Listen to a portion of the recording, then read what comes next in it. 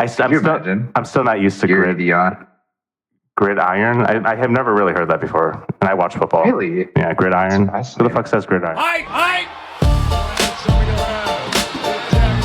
Welcome to Gridiron Thunder, hosted by Thor and Dr.Otaku.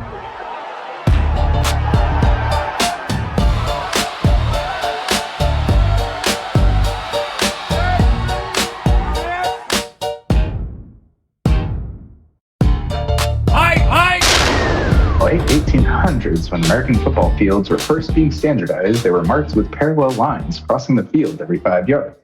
Combined with the yard markers running lengthwise, this created a pattern that looked like the bars of a cooking gridiron.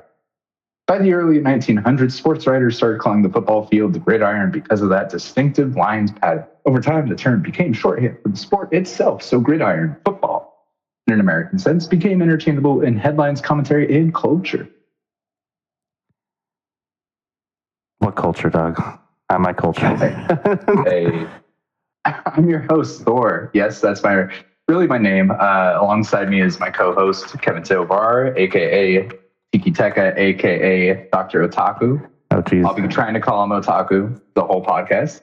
Together, we're bringing you everything you need to know about all 32 teams, from the basics, the latest news, not much going on because it's the off-season right now, to what you can expect as the season unfolds. So whether you're a diehard fan or just getting into the sport, we got you covered with insights, stories that make football more than just a game. First of all, it's not off season. Preseason's going on right now, so call it what you want. Have some respect for those people about to be cut. I will say the preseason has had a lot more juice this year. It wasn't bad. I watched a bit of it this last weekend just to get pumped up for the podcast and to kind of get my brain back in football mode. I just had a bunch of kids, so I haven't connected with news, football, sports, anything like that in years. So this is my first dive back in.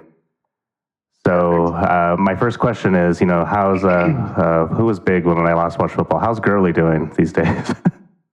Oh. For those of you that don't know, I'm a Rams fan, so that one cuts particularly deep. I was actually just stumbled across a highlight of him taking a screen pass 80 yards, which was his specialty. And you know what? Arthritis, it stinks. It comes for us all. He retired, 2 years ago? And he's still younger than Derrick Henry, who's still having great seasons year after year. Damn. Mm-hmm. Yeah, my hand's hurting just listening to you say that. But no, in all seriousness, my real question is, how likely are the Dolphins going to win the Super Bowl this year? That's what I would say a 1 out of 32 chance, but that's not bad. Reality, it's a little bit less than that. Maybe quite a bit less than that. Did you want to talk about your football knowledge? Yeah, sure. You want to? Yeah. So my football knowledge pertains to real football, which is with your feet. So when it comes to American football, my knowledge mainly comes from my older brother and EA Madden. So not very data technical when it comes to NFL, but I do know what makes a good running back. I do know what makes a bad tight end. And I love to talk shit, so I think I'm qualified to be here. Hey, that's perfect. Did you hear the story not too long ago? It might have been this offseason or the season before, but one of the GMs was making trade decisions and free agent signing decisions based off of Madden ratings. Bro, that's what I would do. I've been saying that for a long time. Nope. That's the way to go, man. Hold on, listen. You know how there's kids who played Call of Duty and now they're the world's top drone operator or whatever? That's how it is with these kids playing Madden. Before. No, that's legit real. But with Madden and stuff like that, they play Madden a lot growing up, and then guess what? They translate those skills into real life American football. I can see it happening. I could see it. Which coach, which GM did that? I'm going to root for that team this whole year now because of this. The Jets. Oh, fuck. The Jets. I hate New York. No, sorry, New York listeners. I can't. I will try to be as unbiased as possible. I will tell you all you need to know about the 49ers, even though I'm a Rams fan. It helps that we did win a Super Bowl this millennia, but there, I'll leave it at that. All right. Well, I'll save the jokes for a bit. Where did you want to start for this season? Because I really do need to know what to expect. I want to put in some bets before Saturday or whatever. Just to preface everything, I'm just a football fan. I haven't been involved in coaching or NFL level playing or anything like that. The last time I played was in high school. I was an offensive lineman. I was too short to move on to D1, but I was pretty decent.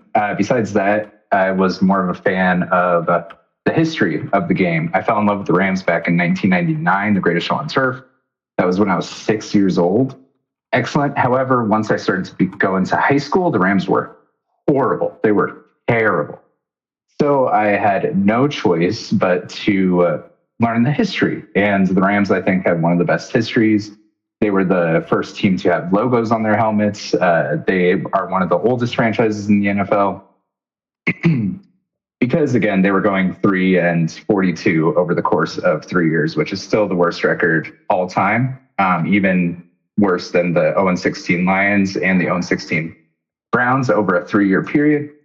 So that was when I was really getting into football. One of my gifts for Christmas that I loved was just an encyclopedia. I just read all the records, all the stats, all the win losses, the 72 Dolphins, 73 Dolphins, the LA Raiders, the Cleveland Rams, the Baltimore Colts, who just upended their entire team overnight, took them to the Indianapolis, who took them over to Indianapolis, which is just crazy.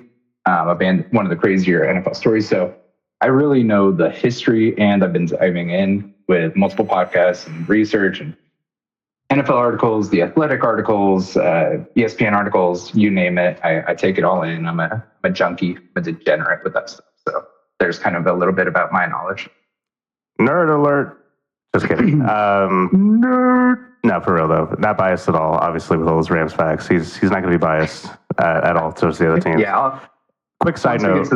Once we get to the Rams, I'll leave it for you. I know. Yeah. People want to hear about their team. I don't believe you. But quick side note, I think we should do some side podcasts about history and stuff like that, because I am a history junkie in general. Great. The history of the start of the NFL, I know a lot about, the origin before NFL was even NFL, but just the start of American football itself, the concept of it. The American football clubs. Yeah, post-Civil War type stuff. I think that leads into where we can start, because I kind of organized the teams by alphabetically by their city names, and that starts with the Arizona Cardinals. All right, let's get. They used to be the Chicago Cardinals, and they were created. Any guesses, Kevin? Otaku. Chicago. They want me to guess their name? Chicago Cardinals. No. When were they created? Oh, when? Was the Cardinals Football Club created? Well, let me ask a question. Was it part of the NFL originally, or was it just a club before the NFL? The American Football Club. American Football Club. So I'm going to guess 1960s. A little earlier. Earlier? Okay. What is it? 1898. Wow. 1898. Yeah, they were the first team, which makes their history a little bit sadder for those diehard Cardinals fans. I feel a little bit of that pain, because they did have Kurt Warner. I was rooting for him in the 2008 Super Bowl. I still don't think Santonio Holmes got his feet down, but I'll leave it at that. So first, before we dive into anything, I just want to rattle off about their depth chart or their additions, departures this offseason. Did you have any questions about the Cardinals with your base knowledge? Did any of the original players of the Chicago Cardinals fight in the Spanish-American War? Because that's Teddy Roosevelt was riding horses and shit during that era. Do you understand? Sorry, I'm not trying to turn this into a history podcast, but that's a wild fact. I didn't know that. That's crazy.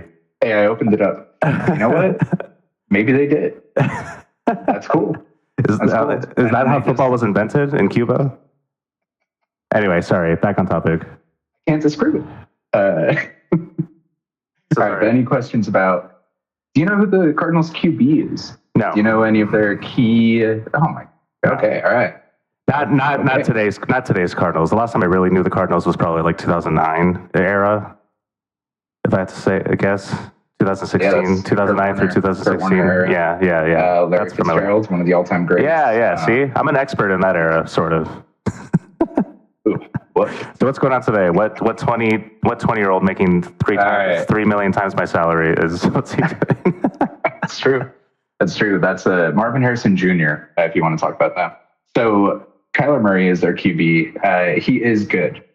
No matter what anybody says, he is good. However, the issue with Kyler is key moments in games, and then when it comes to the playoffs, there is that question about the pressure. Is he ever going to be that QB who actually gets them over the hump? People question his height. He does have scrambling abilities. I just looked up a picture of him. He looks like he skipped leg day. You sure he's good? He is good, but he's not great. And some Cardinals fans will tell you that it's the situations that he's been placed in. It could be the coaching. They've had quite a few coaches with him already. However, I believe he's entering either his 7th or 8th year in the NFL. And by that time, he's cooked. We know who they are. I do like their running back, James Conner. He's a workhorse. He's also on the older side, and he's been bouncing around the league. He was a Steeler for a while.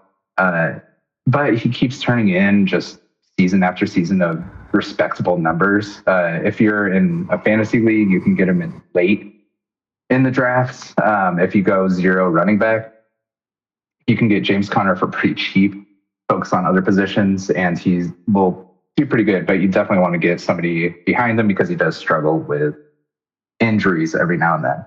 So the first person James Conner, I believe he's in his 30s. Oh, yeah. He's not going to finish the season, dude. Yeah, well, that's his issue, is he's been missing. He's exactly 30. Yeah. He's been missing games every single season. Last season was one of his better seasons when it comes to that, so we'll see if he piles it up. The first person that I did mention was Marvin Harrison Jr. Do you know the name Marvin Harrison? I want to say yes, but I might just be confusing it for the Spanish-American War at this point, so no. So Marvin Harrison is a Hall of Fame wide receiver. He played for the Colts, the number 1 receiver for Peyton Manning for majority of his career. The Peyton Manning to Marvin Harrison connection is up there with the all-time greats. Yeah, no, I remember this. Yeah, exactly. So Marvin Harrison Jr. coming out of Ohio State is a freak athlete. One of the best, if not the best, wide receiver prospect since, we've had some freaks come out recently. So Jamar Chase, Justin Jefferson. As a prospect, Marvin Harrison was graded higher than them. Every single week, Saturdays, I would be getting the news updates that Marvin Harrison Jr., Ohio State, had another 2-touchdown game before half. He's a stud. His first season, everybody was drafting him first rounds of fantasy drafts, and he underperformed for that. He didn't reach 1,000 yards. He was okay. Sometimes people would claim that he was giving up on routes. But also there are some clips out there where Kyler Murray is scrambling in the backfield, and you can see Marvin Harrison just running free down the field with 0 defenders. I believe in him. I'm a Marvin Harrison Jr. believer. His stats actually match almost perfectly his dad's rookie season, and he's going into his 2nd year. So I do think he'll turn it on. Typically, wide receivers in the NFL take 2 to 3 years to fully get going. Current fans of the NFL have kind of been jaded because of Jamar Chase coming in, Puka Nacua coming in, breaking rookie records. That's historically hasn't been the case. So I think just give Marvin Harrison Jr. a couple of years, especially if they do decide to move on from Kyler Murray. There could be that turnover, especially if they get a new coach. The NFC West is going to be tough this year. So we'll see if the Cardinals are going to be able to get through that. I don't want to spend too much time on each team because that would take forever. Well, hold on. I know. But this is our first episode. I think we can spend a little time. But before we move on, I will say my non-expert opinion that when you have a kid who's been basically groomed his whole life to be a football player by his dad, you can bet that they're going to be pretty fucking good, because when it comes to this type of stuff, that early, and the money that you have available to you, the opportunity, all that stuff, I think you're going to get beat up a little bit just coming in as a newbie, but I think he's probably going to be up there. But I'm a big fan of defense. So is Arizona's defense going to be anything to like look forward to this year, or is it going to be mainly offensive focus? So yeah, their coach is a defensive coach. He was actually part of the Eagles Super Bowl team when they lost. He was their defensive coordinator, but they had great defense. He left that team, so he didn't win last year. He wasn't part of that team. He's been there for a few years, and he is a defensive-minded head coach, and it is coming together. It's actually a reason that some people are high on the Cardinals this year to actually like make a push. There's not really any huge names. If you're gonna pick one name, it's gonna be Buda Baker. He's one of their safeties. He's really, really good, ball hawk. He'll smack you, come up to the line. I think I used him in one of my Madden teams a couple of years ago. Sounds he would definitely have the star under his name. Yeah. They drafted Will Johnson in the second round this year, who a lot of people had as a first round grade on him. But due to injury concerns, they didn't. Nobody drafted him in the first round. So potentially maybe they got a top 2 DB in the draft in the second round, which would be gigantic for them. With today's pass-happy NFL, getting a DB like that as a steal would just be incredible. They did recently sign Calais Campbell, who you probably remember from when you were into football. Yes, I actually do remember him. Yeah, he is a giant of a person. I think he's 38, but he plays defensive tackle. Yeah, but he's a monster. He's great for the locker room. They have Josh Sweat coming off the edge, who is a former Eagle as well. The coach brought him over. But yeah, it's going to be a solid defense. I think it's going to be really tough going up against Kyle Shanahan and Sean McVay in the NFC West. There have definitely been some embarrassing games with the Cardinals against those teams, but those teams have been very good. So take that as you. The other key names, just to touch on, if you're new, we covered Marvin Harrison, Kyler Murray, obviously. Trey McBride is one of the top tight ends in the NFL. If you talk about fantasy, he was the number 2 tight end. And he was a rookie last year, so he wasn't a rookie last year, excuse me. He's been in the NFL a couple of years. He actually just signed a massive, like, $76 million contract. Oh, let's not talk money right now. I'm feeling I've been getting hit with bills recently. All right. Yeah, and then they also have a good left tackle in Paris Johnson Jr., who they just drafted recently as well. But Trey McBride, just last thing I'll say is he is extremely, extremely, extremely, extremely productive. Over 100 catches, bunch of yards. His only drawback was he didn't get into the end zone until like week 50 last year, and he ended up with just 2 touchdowns. So we'll see if he gets into the end zone more this season. I don't know. That was his one drawback. Just based on your breakdown, I'm going to blame the quarterback on this one. So there are some funny stories where in his contract, and not to dunk on Cardinals fans too much, they don't need that. But in his contract, there was language where he had to spend a certain amount of time watching, which there's never been language like that in anybody's contract ever, where it's like, hey, you need to study. Well, I mean, why not? Not to derail the whole podcast here, but like, shouldn't that be a requirement for all $56 million players? Do your homework? Yeah, the reason it's not is, do you think anybody told Tom Brady to do your homework? Do you think anybody tells Joe Burrow to do your homework? Patrick Mahomes, Josh Allen, Lamar Jackson, like. Well, you got to put it in the contract because, what if a new Cyberpunk DLC drops that summer and they're like, I don't want to study, dog. Like, I'm busy. So that's funny. That's funny you say that. The reason people think that was in there is because he does have a Call of Duty addiction. Maybe. Okay. That is absolutely just speculation. However, there are correlations to double XP weekends and his worst performance in games. It's a thing. That's so relatable. That's not even funny. Well, I will say though, in his defense, some of the best players in the world are addicted to Call of Duty and video games. Did you know? I know this is soccer, but this is where I really know a lot of shit. Lionel Messi, the best player in the world in soccer, is addicted to video games, plays Call of Duty like crazy, all that stuff. He's like, his family, like, so he's yelling at him. I don't know that about him. Yeah, no, for real. He has addictive. Well, again, the best players in the world have like addictive personalities, like Tom Brady and stuff like that. And they have some of the best reaction times, so might as well use it. I'm not gonna blame video games. I'll let our moms blame video games for that one. Anyway, let's move on to the next team. I think we spent enough Cardinal time.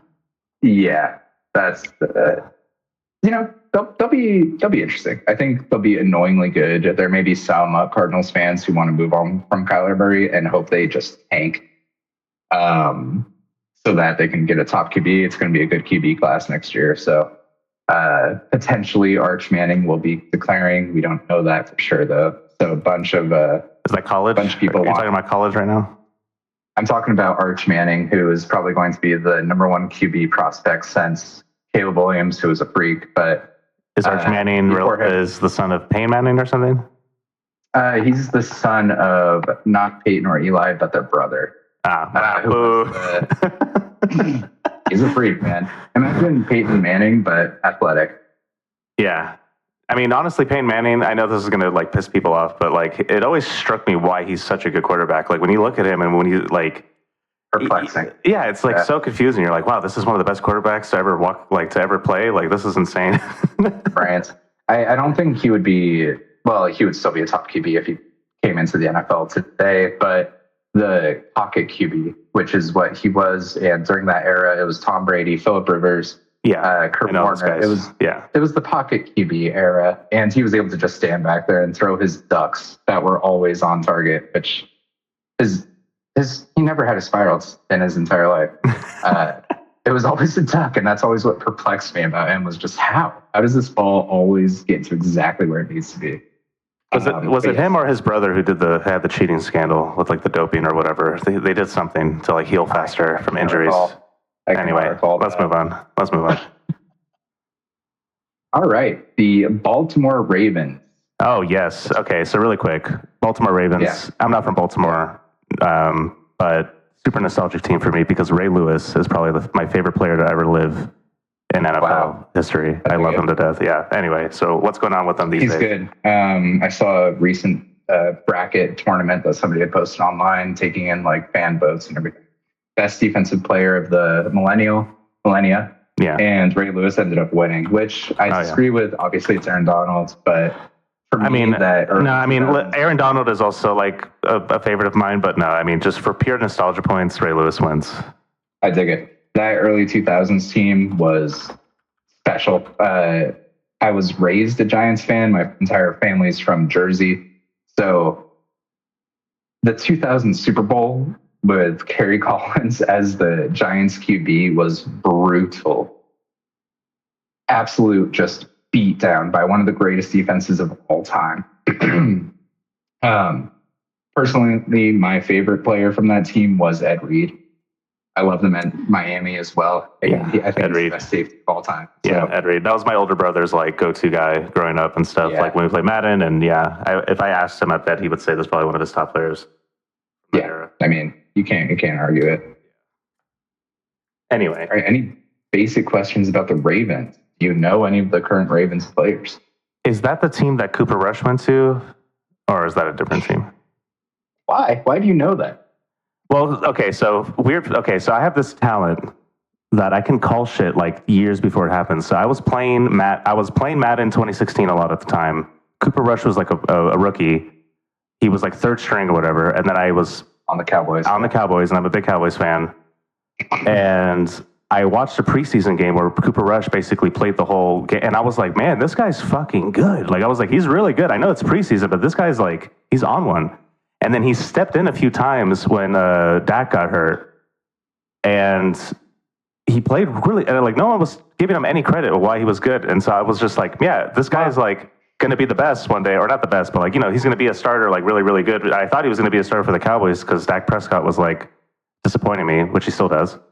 But anyway, Cooper Rush, from what I understand, just from basic Twitter feed stuff that I see here and there, he's a starter now, right? So I fucking called it. Like. No? I thought you knew a little bit more about the NFL, but I think it's good we're having this podcast. So Lamar Jackson. Well, Never yes, heard of him. Lamar Jackson, yes. But I thought he got like super hurt, or am I thinking of Bridgewater? I think I'm mixing up him with Bridgewater. So actually today, if we're going to talk about brand new news, he did leave practice with a hand injury, which was initially reported. However, it came out that it was a foot that got stepped on. He's fine. It's not a big issue. He's going to be playing week 1. And Lamar Jackson won MVP last year. He's won a couple MVPs, actually. He's easily one of the top QBs in the league. Personally, I like him as the number 1 fantasy QB this year over Josh Allen. Josh Allen could have more touchdowns, but I just love rooting for Lamar Jackson. Easily one of the easiest watches in the NFL.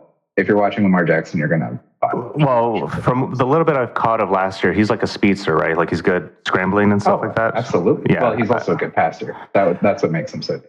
Yeah, He's on target, and then he can scramble and he can run 90 yards and outrun everybody too. Yeah, I love when quarterbacks can run the ball. So yeah, that's why I know his name. But anyway, so Lamar Jackson's running the Ravens. Cooper Rush is his backup. He is the second string. I'm a random Cooper Rush fanboy for some reason. I don't know. I love it. I also called Garoppolo before he started for the Niners. When he was Tom Brady's backup for a long time, I would play with him in Madden all the time, and I was like, man, this guy's good. So you keep telling me Madden. I'm telling you. Why? Because Tom Brady would get play with Garoppolo. Because I would take the worst team in the NFL and Madden and try to make them good. So I would like start as the Browns or something, and I'd be like, what quarterback can I get for cheap? And then Garoppolo would show up, and I was like, his stats aren't bad. Let me try him out. And then we'd win the Super Bowl. So I'm like, yeah, Garoppolo's pretty good. And then 5 years later, he's playing in the Super Bowl with the 49ers. Yeah. So yeah, And again, I have a talent for this. I don't know why. We'll get to the Rams later. So yeah, Lamar Jackson, he's the number 1 thing you need to know about the Ravens. They are Super Bowl contenders because of him, and the rest of their roster is deep as well. But Lamar is the main reason that anybody watches the Ravens. So we can start there. Again, I mentioned the MVPs. There's some people, my dad is a Lamar Jackson hater for some reason. He thinks that Lamar will never take them over the edge. I come at it from the viewpoint of he runs into Josh Allen and Patrick Mahomes in the playoffs and Joe Burrow. So it's a buzzsaw. It's kind of like why Peyton Manning never went to more Super Bowls. It's because they ran into Tom Brady, right? Right. And it doesn't help that Patrick Mahomes has gone to 3 straight Super Bowls. So AFC has kind of been locked out of the Super Bowl because of Patrick Mahomes and the Chiefs. So Lamar Jackson's a freak. He has amazing performances in the playoffs. So that argument of it where he chokes or he's not going to be the one to get them over the edge, I don't buy it at all. If I were to make an AFC pick for the Super Bowl, I think I might take the Ravens. I just like their roster from top to bottom. It is a little bit of a trip going from the Cardinals depth chart to the Ravens depth chart. Speaking of fantasy sleepers, I talked about James Conner. Mark Andrews, he was the number 6 tight end last year in scoring, which, isn't great for a tight end because typically they're not the highest scorers. However, another great late round steal, just because you're going to get production out of him. Even if he does have a slow start or slows down at the end, you're going to get great production. Zay Flowers is their number 1 receiver. Again, he's not great. He's no Jamar Chase. He's not Justin Jefferson. Flowers. But he's extremely serviceable, and he's shifty. Again, another fun player to watch. And that's capped off by Derrick Henry, who came over from the Titans. He still just bowls people over. And in a current NFL where running backs have stopped lasting past the age of 27, Derrick Henry's still just crushing people. 2,000 yards. He did get 2,000 yards, if I recall correctly, but he's going to produce again. I don't know how much longer he's going to be able to do it just because of the volume of carries that he has year over year, more than any other running back. He gets such a large percentage of the snaps. It's just, I'm not going to doubt him. I'm not going to fade the big dog.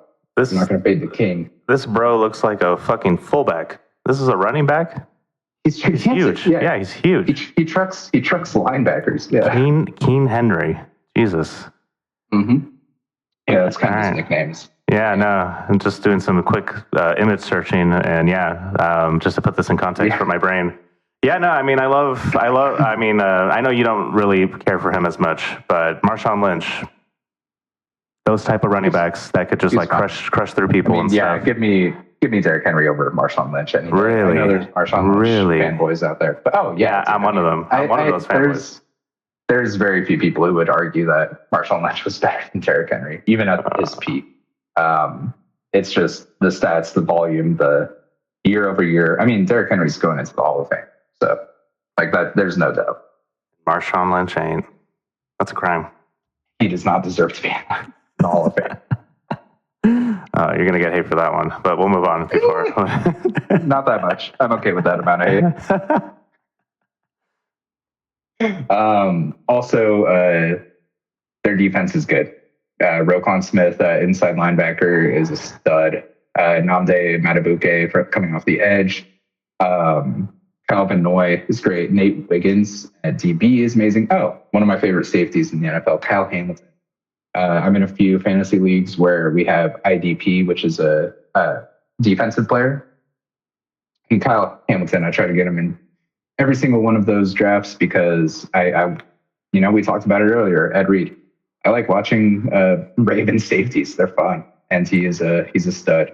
Oh yeah, I mean Marlon Humphrey. Oh, and they signed Jair Alexander from the Packers, who was arguably one of the best DBs in the league a few years ago. He's kind of fallen off with age. However, having him as their depth pieces at DB, still a starter, but really good to just have on the team. And I think that's going to be great. Deep bench on this team. No, I mean, the Ravens are the reason why I love the defense as a whole. So it's good to hear that they still have that tradition going. It's random Ravens question. What happened to Flacco? That was the last time I remember seeing. That was the last quarterback I remember before. You know what? The Browns are coming up in a little bit, and that's where I'll dive into it. Oh, he's still around. Oh my God. Okay, I thought you retired. Oh shit. All right, we'll save it. I'm a fan. One last thing to mention about the Ravens. One of the best kickers of all time, Justin Tucker, ran into some legal issues. He is booted off the team. Tyler Luke is a rookie. Wait, pause. They had the best kicker of all time, and he got what kind of legal issues? I want the juice. I want the tea. I can look it up if you don't know. So it was sexual allegation. No. That's right. It was massage therapists, just like Deshaun Watson. These fools.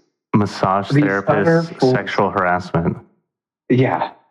Yep. So yeah, the Ravens let him go. Oh my God. It's like, why? You're in the NFL. You can't get action. Zero risk.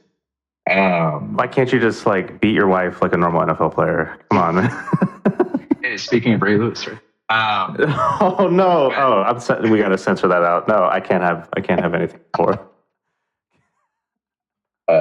He did worse. Anyways, do you not know this? No, I don't. I have a childhood glimmer in my eye when I think of Ray Lewis. He didn't beat his wife.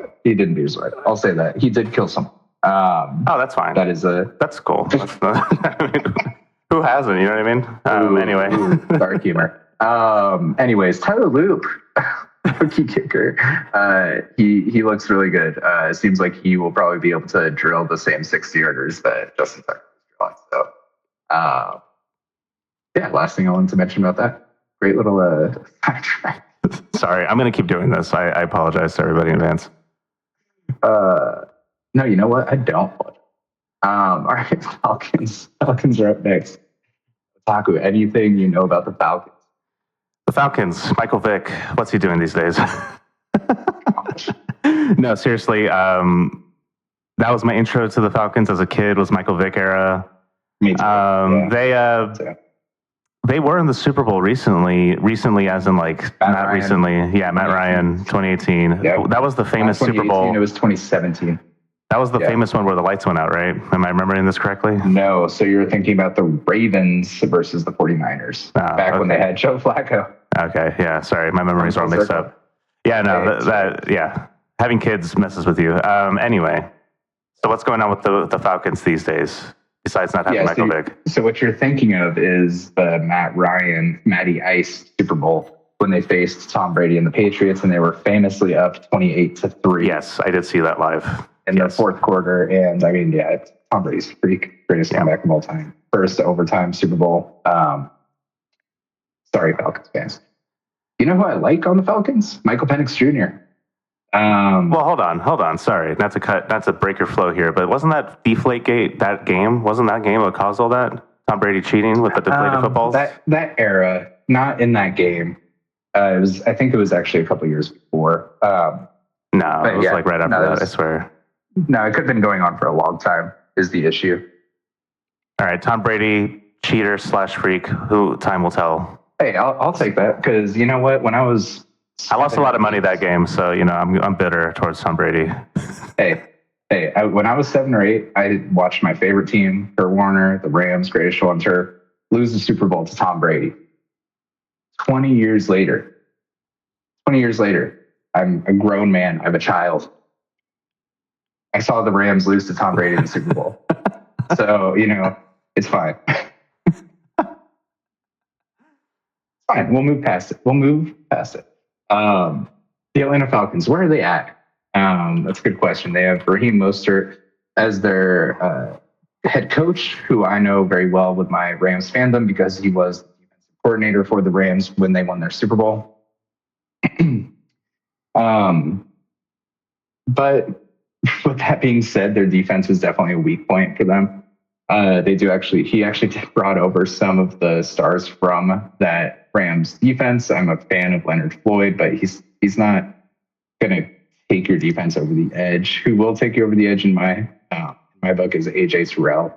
Still one of the best DBs in the entire NFL. What's funny is right behind him on the roster is Lamar Jackson, DB for the Falcons, not the QB for the Ravens.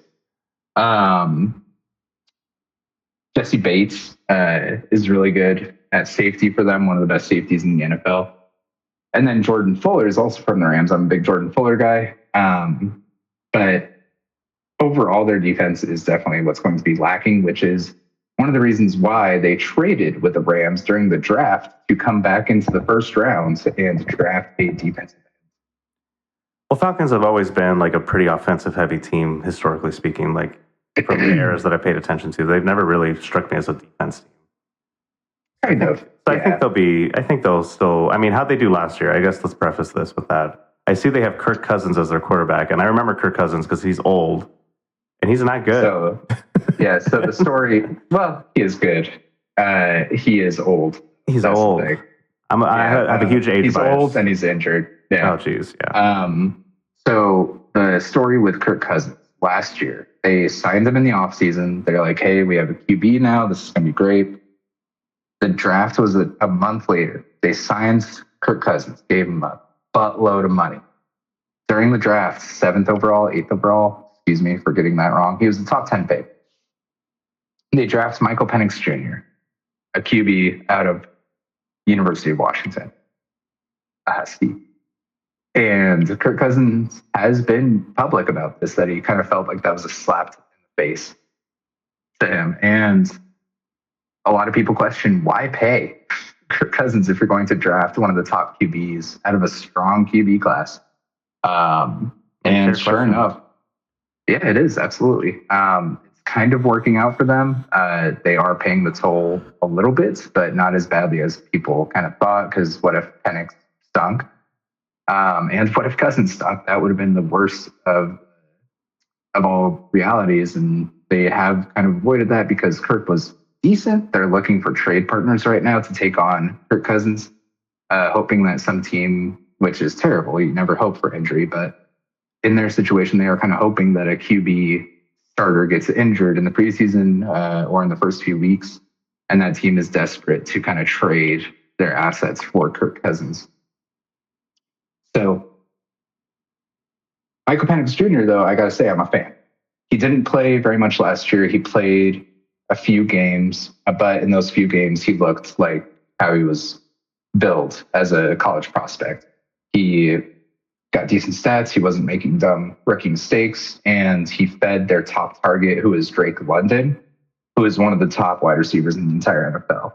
And you're going to look at the tiers of wide receivers. You're going to look at Jamar Chase, Justin Jefferson, Malik Neighbors, Amon-Ra St. Brown. And right below that A tier, that top tier, is people like Puka Nacua, Drake London. Drake London, he's like 6'4", huge wingspan, and he balled out last year. I think he was like the number 4 wide receiver in fantasy scoring. He's part of what makes their offense electric. Kyle Pitts at tight ends. He's another just athletic freak, but he's always disappointed year in and year out and dealt with injury history. There was a time when some Falcons fans were trying to call Drake London and Kyle Pitts the two towers just because of how tall they were. Kyle Pitts is 6'8" as a tight end. But, he's still their starting tight end. Back when he was drafted, I hope the Rams would have gotten him because he is just that athletic freak at tight end. Having one of your fastest players be tight ends is just crazy what you can do with it. And then Bijan Robinson is arguably the best running back in the NFL, even over Saquon. You can make the argument. Saquon Barkley? I'm not. Yep. No way. Oof, my man.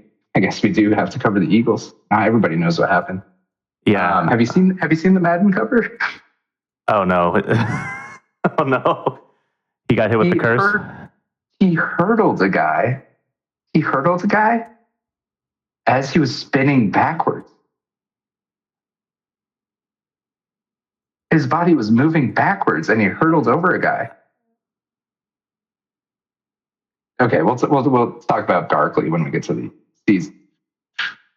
Giants messed up, man. Giants messed up. All right, Penix Jr. What's funny in recent news is on ESPN, I believe, or it could have been another news station, but one of them mislabeled him. If you look up his name, it is Penix.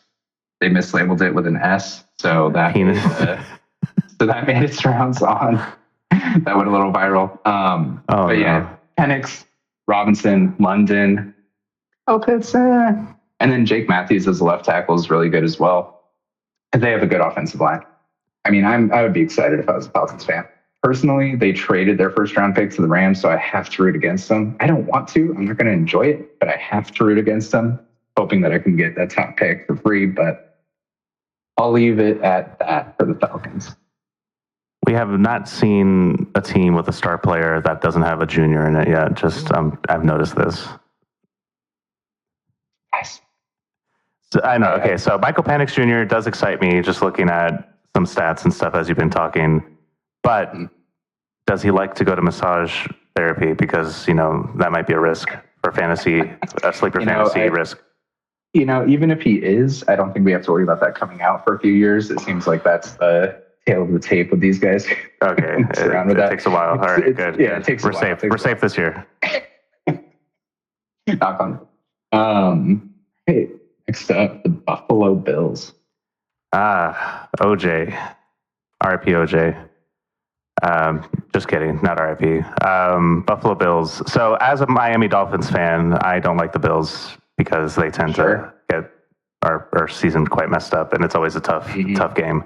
The Bills have been kind of on one the last few seasons. I know that much. They haven't been a team to ignore. So how was their last year? Because they did miss last year, basically. So and what's going on with them? Last year ended irritatingly to Bills fans, like how majority of the last few seasons have gone, which is losing to Patrick Mahomes in the playoffs. Yeah. So, and this year there was a lot of controversy because, do you know what the tush push is? No, but I do know the Chiefs are dirty cheaters. Gracious. Oh my goodness, you don't even know the tush push. Yeah. Well, if you explain it to me, I might know what you're talking about, but no, I don't know the term. The Eagles are coming later. I have to mention this because it's a big controversy with how the Bills season ended last year. The tush push is a play that the Eagles kind of spearheaded. They didn't invent it. It's been done before, but they spearheaded this movement where they do a QB sneak, but they have two players behind them that run up and push Jalen Hurts from behind. And it's essentially been a cheat code for them because it's guaranteed 1 to 2 yards. So if they get to third and short, they just run the tush push twice. It is, I'm going to take a step. It's the most boring play in football. I see them take that formation and I walk away. I'm like, it's dumb. Well, I mean, first of all, just to defend it a little bit, that's just a QB sneak. All right, because QB sneaks are always kind of hard to stop. Kind of. But also, isn't that like the origin of football, that kind of move? Like, that's how football started, because in original football, there wasn't even passing yet. So you had to do stuff like that because it was really similar to like rugby and all those things. So like, yeah, that's just old school football. I like seeing old school football. I don't care if you think it's boring. That's how you you have to fight for every yard, man. Nah, we've heard that argument. It's fine. It's fine if you believe that. After 2 seasons, 3 seasons, and the 1000th time you're watching this, I'm good. Well, listen, if you don't like it, do something about it as the other team. Stop you know what I mean? Yeah, stop it. Just stop it. Just stop it. So the perfect storm that happened was they had Jason Kelce, who is a Hall of Fame center. They have Jalen Hurts, who can squat like 600 pounds as a QB. And then they have people like Saquon Barkley behind, who also has tree trunks for legs. So it was a perfect storm. They lost Jason Kelce to retirement. We'll see how this year goes. Anyways, the reason I'm talking about that with the Bills is because they did a tush push on 4th down, games coming down to the wire. Josh Allen, the ball maybe looks like it gets over the line in replays, but they mark him short, game over, Chiefs win, yada, yada. And it's been heartbreaking like that for the Bills year after year after year. There was one game where the Bills were up, Chiefs need a touchdown. The Bills take the lead, Chiefs need a touchdown. There is 13 seconds left on the clock when they kick off to the Chiefs. And with 13 seconds, Patrick Mahomes drives down the entire field and scores a touchdown. Bills lose. It's been heart-wrenching to be a Bills fan. Patrick Mahomes also addicted to video games. So see, video games make you good. I haven't seen that. But again, it's the Super Bowl or bust for this team. Ravens, Bills so far, Super Bowl or bust. Josh Allen, again, top fantasy QB. He's like Ben Roethlisberger, but more athletic. And he's gigantic. Yeah, he's huge, but he's faster, you know? He gets beat up a lot. I worry about his late stage career, just like with Cam Newton. People forget how good Cam Newton was. Cam Newton was good. Cam Newton's a freak. He won MVP for a reason.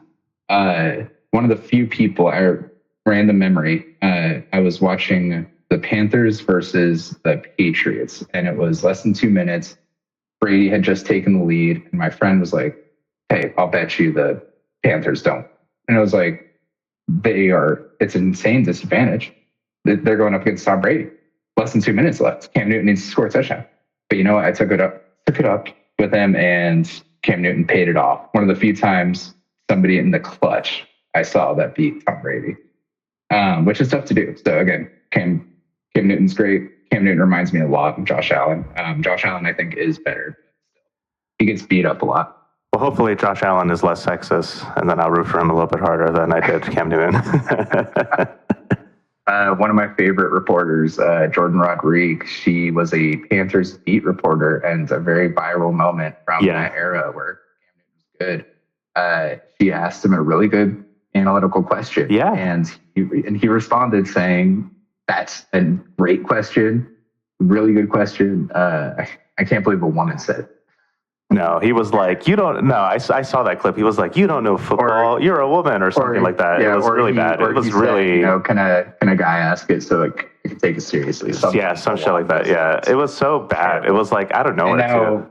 And now Jordan Rodriguez is like the main editor of the entire Athletic. So good for her. She's amazing. Anyways, James Cook at running back. Again, I'm a big fan. He's not a top tier running back in the NFL. However, he's right below that top tier, right below the Bijan Robinsons, Jahmyr Gibbs, the Saquon Barkley.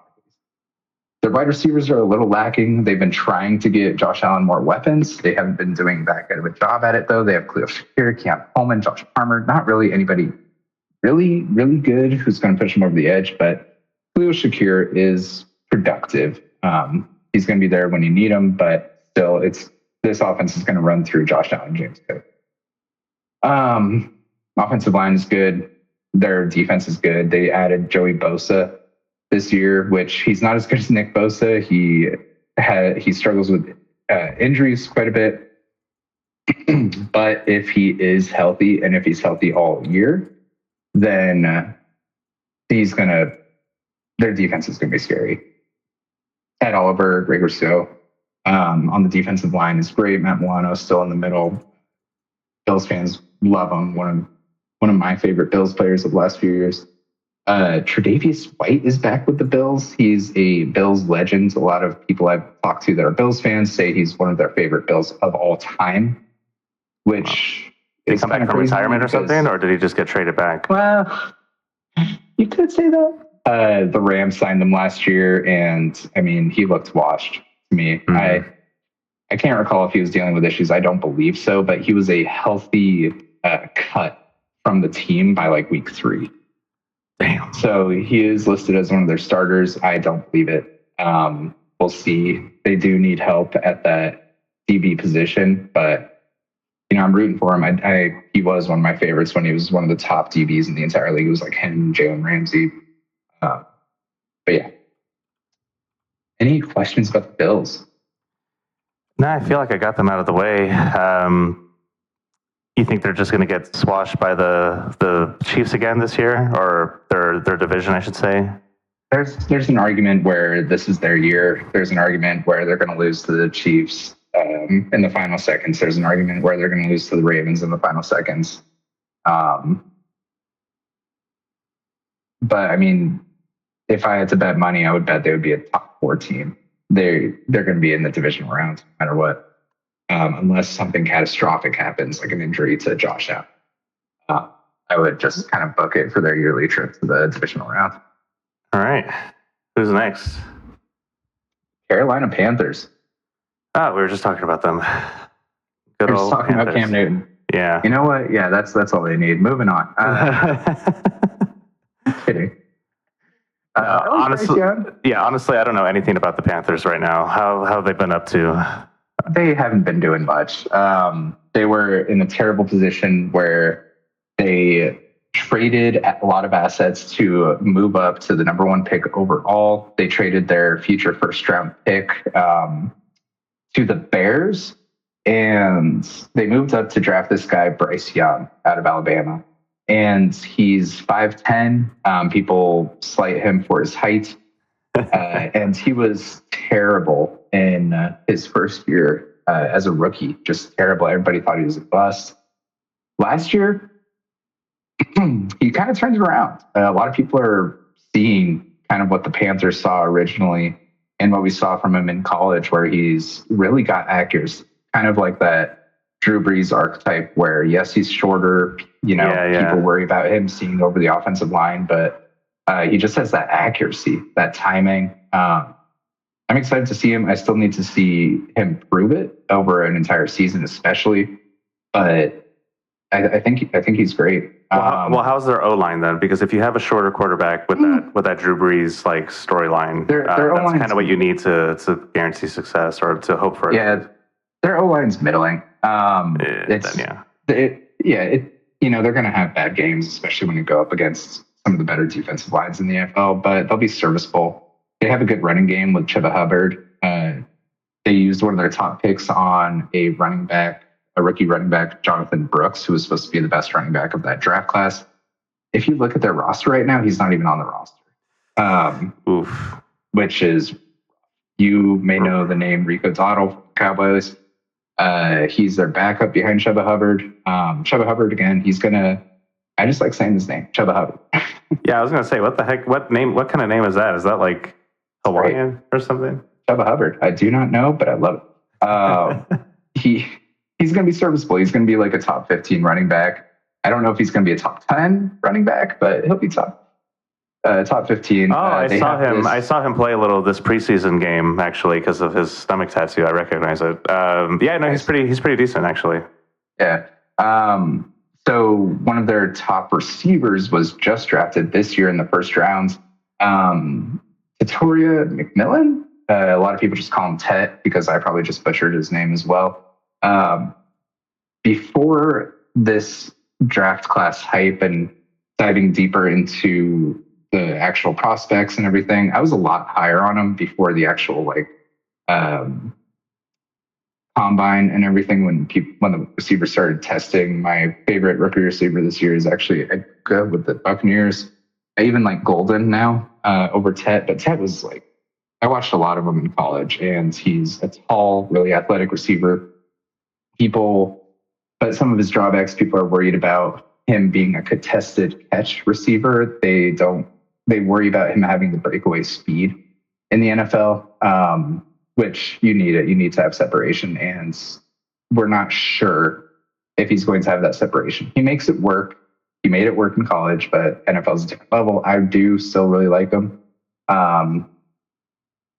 But that's kind of what people are thinking about. Their defense, again, is okay. It could be better than a lot of people expect, which could bring them to a middling record. The NFC South, their division is weak.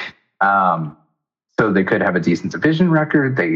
Who knows? The Buccaneers should win the division, but it's a funky division. There was a stretch there where nobody repeated as division winner for something like 10 years. It was wild. So it's a funky division. They could have a chance, or they could just be like a 7-win team, 6-win team, or they could surprise people and be a 9-win team. But I think that's kind of their secret. Ouch. Sorry, Carolina. Maybe next year. Also, I see that McMillan that you were just talking about is out with a hamstring injury as of 2 days ago. So yeah, there's a lot of even things worse in the preseason. It's not huge news, so we're not sure about how long it's going to stretch into the season. People are expecting him week 1. You'll see a lot of injuries pop up in the preseason where people are just being cautious. We'll talk about the Rams later, but yeah, I'm not going to put too much weight on it. They do have kind of a funky receiver squad. They have older receivers. Their number 2 position with Adam Thielen, who used to be a Viking. He's just fun to root for, just an older white guy. Hunter Renfrow, a bald white guy, who was out of the NFL, and I think he was doing accounting or something, because he didn't get signed for a year. But he's back. It was definitely a shocking headline to see that he signed somewhere. So good for him. Yeah, no, that's. Hey, no judgment. Yeah, seriously, we got to pay the bills, man. He's paying the bills way better than we are. Sure. Can we not talk about our bills? Oh yeah, you wanted to avoid that stuff. All right, ready for a fun one? Yeah. The Cincinnati Bengals. Andy Dalton, is he still there? I was about to say Andy Dalton's the backup to Bryce Young in Carolina. I felt like that was a name you were going to know. Oh, wait, pause. Andy Dalton's on Panthers. He's the backup to Bryce Young. Yep. Wow. Wrong cat, Andy Dalton. You're on the wrong cat team, dude. One cat team to another. So what's going on with the Bengals? Right. I mean, the Bengals I've never been a fan of the Bengals. I've always been a fan of their uniform. I think they look sick. Oof. The helmet and everything. White Tiger? Have you seen the White Tiger? I'm looking it up. Look that up. I'm looking it up right now. No, it's sick. It's super sick. But as a team itself, the players, their play call styling and stuff like that, I never enjoyed watching them play. So have they been more? Do we got a Gen Z movement going on with them now, or is it the same old Bengal shit? You could call them a younger team. And some of the reasons for that are their offense. But before I dive deep into that, I'll talk about some of their main headlines.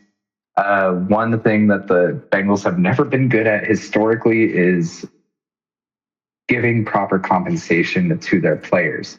Now, really? Before people argue about that with me, they paid Joe Burrow, they paid Jamar Chase, they paid T. Higgins. Yes, correct. However, currently they have one of the best defensive ends in the league, Trey Hendrickson. He's a little bit older, which is why they don't want to pay him. However, he was extremely productive, top 5 tight end, defensive end production and sacks, 15 plus sacks, multiple years in a row. And their defense is one of the worst in the league. So you have this top defensive player. How are you going to not pay him when your defense is just hemorrhaging points? Poor Joe Burrow. They have one of the best offenses in the NFL. I think Joe Burrow scored, I'm not going to say Joe Burrow, the Bengals offense scored 40 plus points last season, like 4 times, and still lost. It's demoralizing because of their defense. I mean, when you have to score every single offensive drive, it's demoralizing. Well, are they basically lacking the ability to attract talent because of the pay issue? I mean, that's like a thing. Kind of. So they don't want to pay Trey Hendrickson. That's still out there. 2 weeks of the season. That's still an unresolved issue. Another Is he going to leave before the season goes, or what? If somebody wants to trade for him, but right now I think they're asking too much. They're still too far away from in negotiations on their contract. So, and again, probably because they paid their offense. However, another kind of supporting evidence with this track record of their ownership, their top draft pick this year, I think it was pick 16 or 17, Shamar Stewart, defensive end. So they're getting a defensive end kind of, they spent their top pick on defense. Good for them, right? They ran into issues where they added some really shady language into the rookie contract. And I can't recall exactly what it is off the top of my head. But it was something that typically it hasn't been put into contracts before to kind of control the future of the rookie when their contract is starting to come up. The clause the Bengals are attempting to include in his rookie contract that would allow them to void his guaranteed money if he's suspended, arrested, or deemed to have engaged in conduct. That's kind of the fancy way to put it. It was essentially, if anything happens to him, they take away the guarantee, which is something that's never happened before. Wow. If Shamar signs it, it would set a precedent, which again has never been a precedent before. It's guaranteed money. So all these future NFL players are kind of on the back of Shamar as like a players union side of it. Why should he be the one to kind of set that precedent?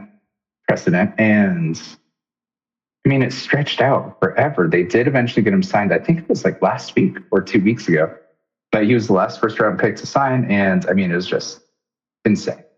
Sorry, can you break that down for dummies really quick who are not used to the NFL's way of contract negotiations? Like, what was the legal stipulation that was unprecedented exactly? So essentially, it was a dispute over the language in the contract that pertains to any potential conduct that's detrimental to the team. Like massage therapy, harassment. That could be it. I think they're discriminating against him because he's from Miami. And they're like, listen, we're about to sign a Florida man. We need insurance.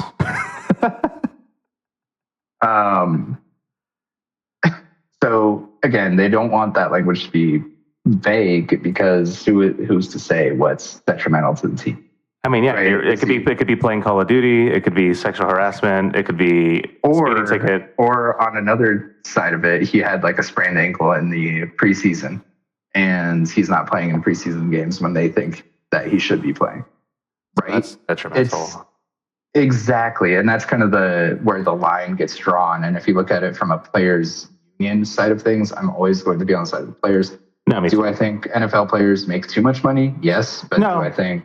I don't think so. I don't want to turn this whole podcast into like a unionist rights or whatever. But if you look at an NFL player's lifespan, right, and stuff like that, like the amount of money when you stretch it out over the years they're not playing football, it's actually yes, but it's fair.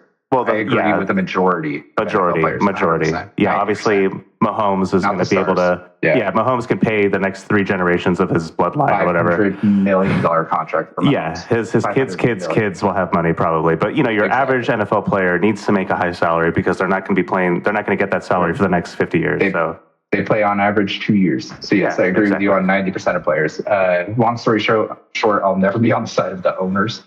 No, fuck them. Yeah. Exactly. So again, that's one of the main issues. But Bengals fans, I'm so sorry. Look at your offense. That's all you need to do to be happy. You got Joe Burrow. I mean, you got just from his picture, he kind of looks like a serial killer. But I mean, he also looks like a recreation. What is he, a serial killer? He's got that killer in him. If it's 2 minutes left, I honestly would take Joe Burrow over Patrick Mahomes, Josh Allen, Lamar Jackson. He's got that over Lamar Jackson. He's got that ice cold killer in him. He has that killer instinct that I think Mamba had, Kobe Bryant, that I think Tom Brady had, and I think Stafford. He's past his prime, but he did have that during that 21 run as well. All right. Well, I'll keep my eye on him. He's interesting. He's an interesting character. Rushes. There's a part of the Rams fandom that thinks Bengals ownership is going to mess up the next couple of years, and the Rams are going to get rid of Stafford, and somehow we give at like 3 first-round picks for Joe Burrow. I don't see that happening. If the Bengals give away Joe Burrow during his prime, there's Bengals fans where they should stop being Bengals fans. Yeah. Jamar Chase, arguably the best wide receiver in the NFL. He was the Triple Crown leader. Do you know what that means, Kevin? No. So Triple Crown leader is something that is rarely attained by a receiver, and it is incredible. It automatically puts you into one of the best wide receiver seasons ever. He led the league in touchdown receptions. He led the league in catches, and he led the league in yards. So Triple Crown is just top 3 leads at once, which is almost unheard of.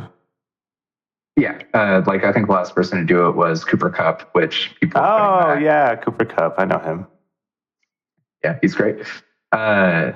They were putting that season alongside like Jerry Rice's best season ever, just because Cooper Kupp also won the Super Bowl MVP. Yeah, we're talking about Chase Brown. I would compare him kind of to that tier of Chuba Hubbard level. He's not a great running back, but he's still going to be top 15. I don't know if he's going to be top 10. He's kind of right in that range. T. Higgins, he would be a wide receiver 1 on any other team, not any other team. But you get what I'm saying. He's extremely, extremely good. He would be a wide receiver 1 on 70% of other teams, besides like those teams who have Justin Jefferson and Amon-Ra St. He is extremely good. That's the reason they gave him a massive contract, which again is comparable to wide receiver 1 contracts, but he can't be wide receiver 1 because they have arguably the number 1 receiver in the entire NFL. I'm also an Andre Ishovas believer. He's a really solid number 3 receiver. Some fantasy heads might get after me because this guy, Mitchell Tinsley, played in the preseason and he caught 2 touchdown passes within 18 seconds of offensive play. Damn. Everybody's picking him off the waivers. People, calm down. Remember the lessons we learned from Carson Steele last year. Do not give away like your first round pick for Mitchell Tinsley. Don't do it. Their offense is... Do it. Be a trailblazer. What if he's good? What if he replaces T. Higgins? Who knows? No, he won't. T. Higgins is actually good. And he's young. So, if T. Higgins was, like, older, I would say, start looking at Tinsley maybe with more seriousness, but he's not going to get beaten out this year by him. The reason the preseason has had a lot of juice this year is because teams are playing their starters again for a decent amount of time. Yeah, I noticed that. Just remember, preseason does not matter.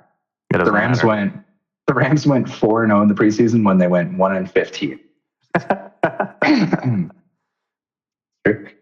They've invested a little bit more into their offensive line. They've been paying the price for picking Jamar Chase over Penei Sewell that one year. However, you can't complain about that, obviously. They have Orlando Brown Jr. at tackle. They have a rookie in Amarius Mims, who is an athletic freak at right tackle.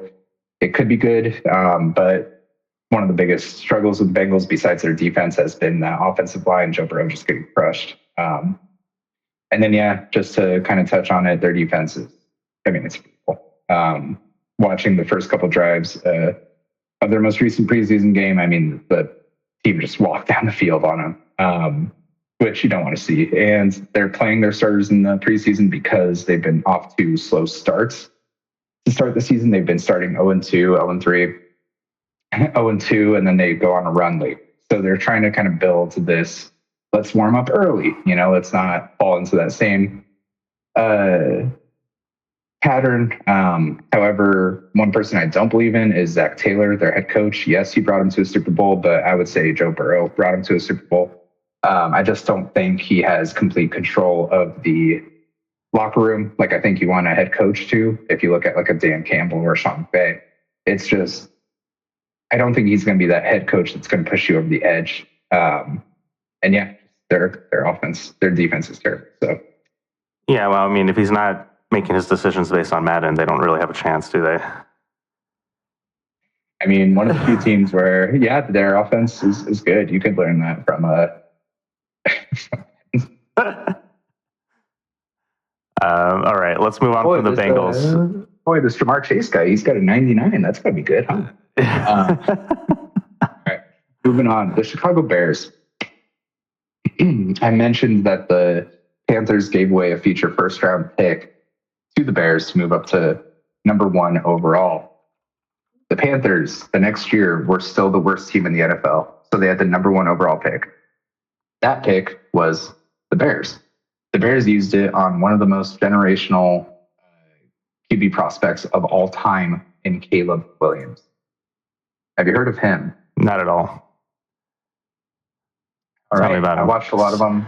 So he's new this year, is what you're saying, or he came in last year? He's not new this year. He came in last year. Okay. Same class as Marvin Harrison Jr. Okay. So Caleb Williams is like Patrick Mahomes level athleticism, where he's just twisting half of his body around as he's scrambling, and he still throws a 60-yard bomb. He has that in him. Last year, it kind of seemed like he was a bust.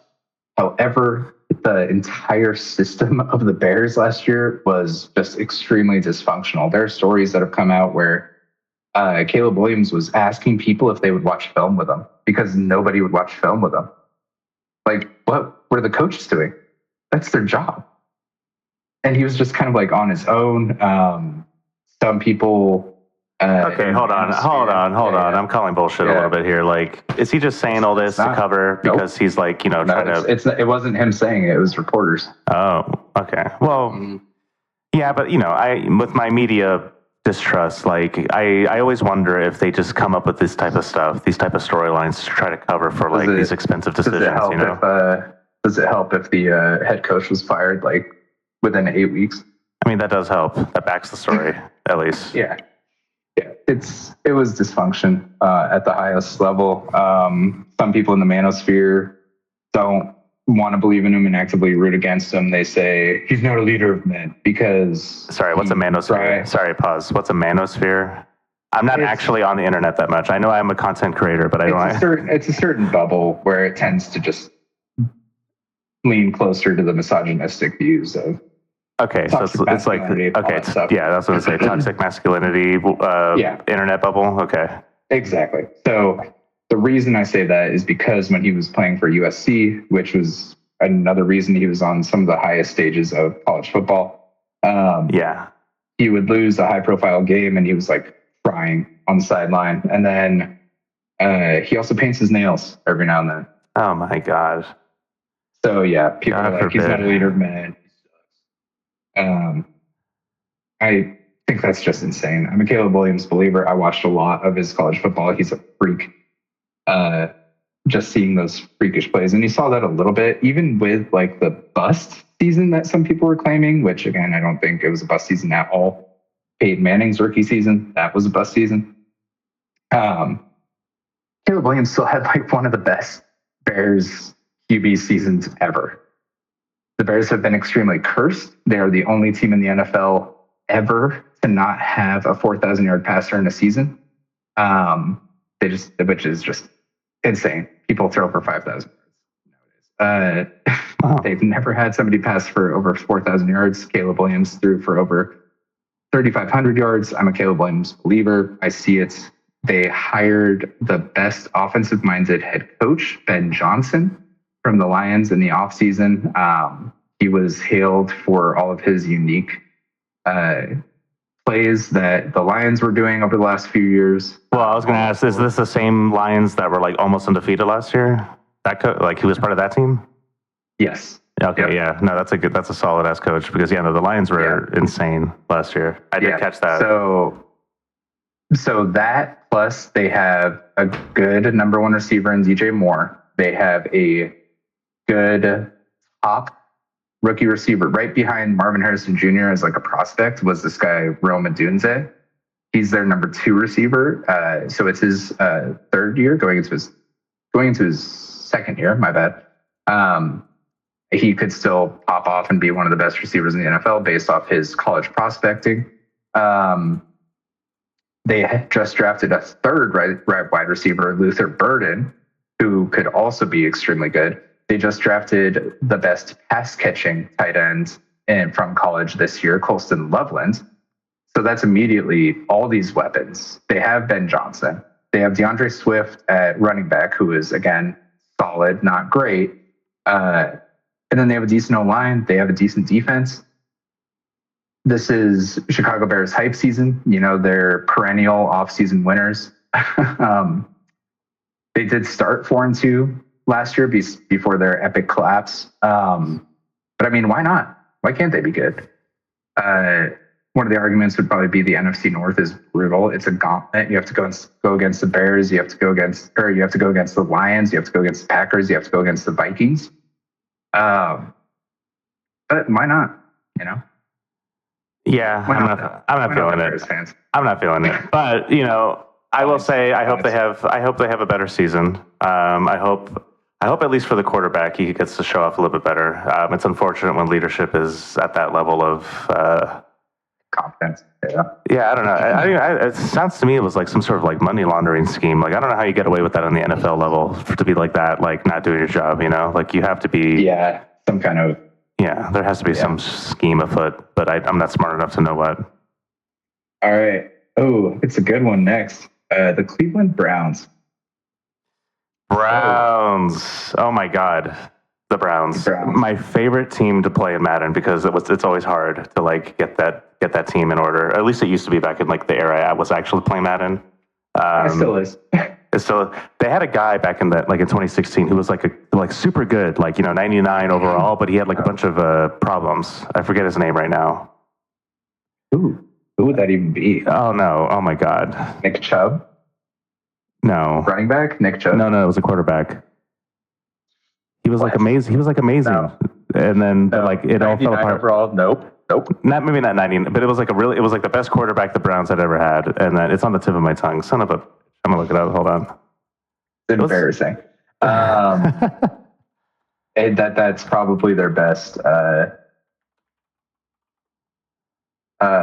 feel like I know it on the tip of my tongue. Hold on, I'll see it in 2 seconds here. It was. Oh, you're talking about Baker Mayfield? No. Really? Dude, you're not talking about anybody. I am talking about Baker. I am talking about Baker Mayfield. Sorry. Okay. I didn't recognize this picture, but that's him. Fair. Yeah, that's fair. He was never 99. That's for sure.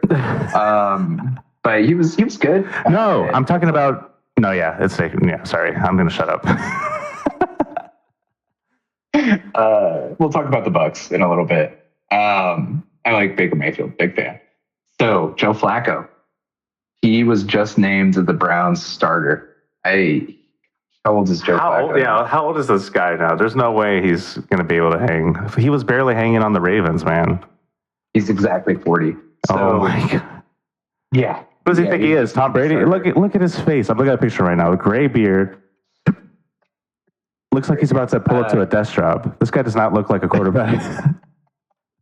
So, Joe Flacco, I'm a big fan. I have loved his late career resurgence. He's gone on some magical runs. And I am in a guillotine league where the lowest score gets axed every single week, and it's a 32-team league, so it's really slim pickings. I picked up Joe Flacco as my QB after focusing on wide receiver and running back, and now he's going to carry me through a couple weeks. That's all I need. But the reason I bring up Joe Flacco first on this team, I'm not talking about Myles Garrett, who is arguably the best defensive end in the entire league. He's a monster. probably my favorite player on this entire team. The reason I'm starting with QB is I haven't said his name yet. Anybody who's listening who knows football, they're like, when are you going to say it? They're timing me.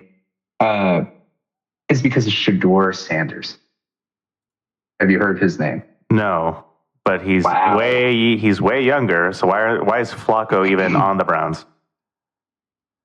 Because he's the best QB they have available. What happened to Saunders? Oh no, Sanders. No, massage parlor. It's he's been one of the biggest NFL storylines of this entire offseason. Coming out of college, he is the son of Deion Sanders. Oh yeah, okay. No, my older brother Chris was telling me about this guy. Yes, he's like, you remember Deion Sanders? Yeah. I was like, yeah. So Deion Sanders became a coach for college. His team was surprisingly good, and his son played quarterback. Extremely flashy. Think primetime Deion Sanders, gold chains, iced out, entourage everywhere. He's filming every second of his life with multiple cameras.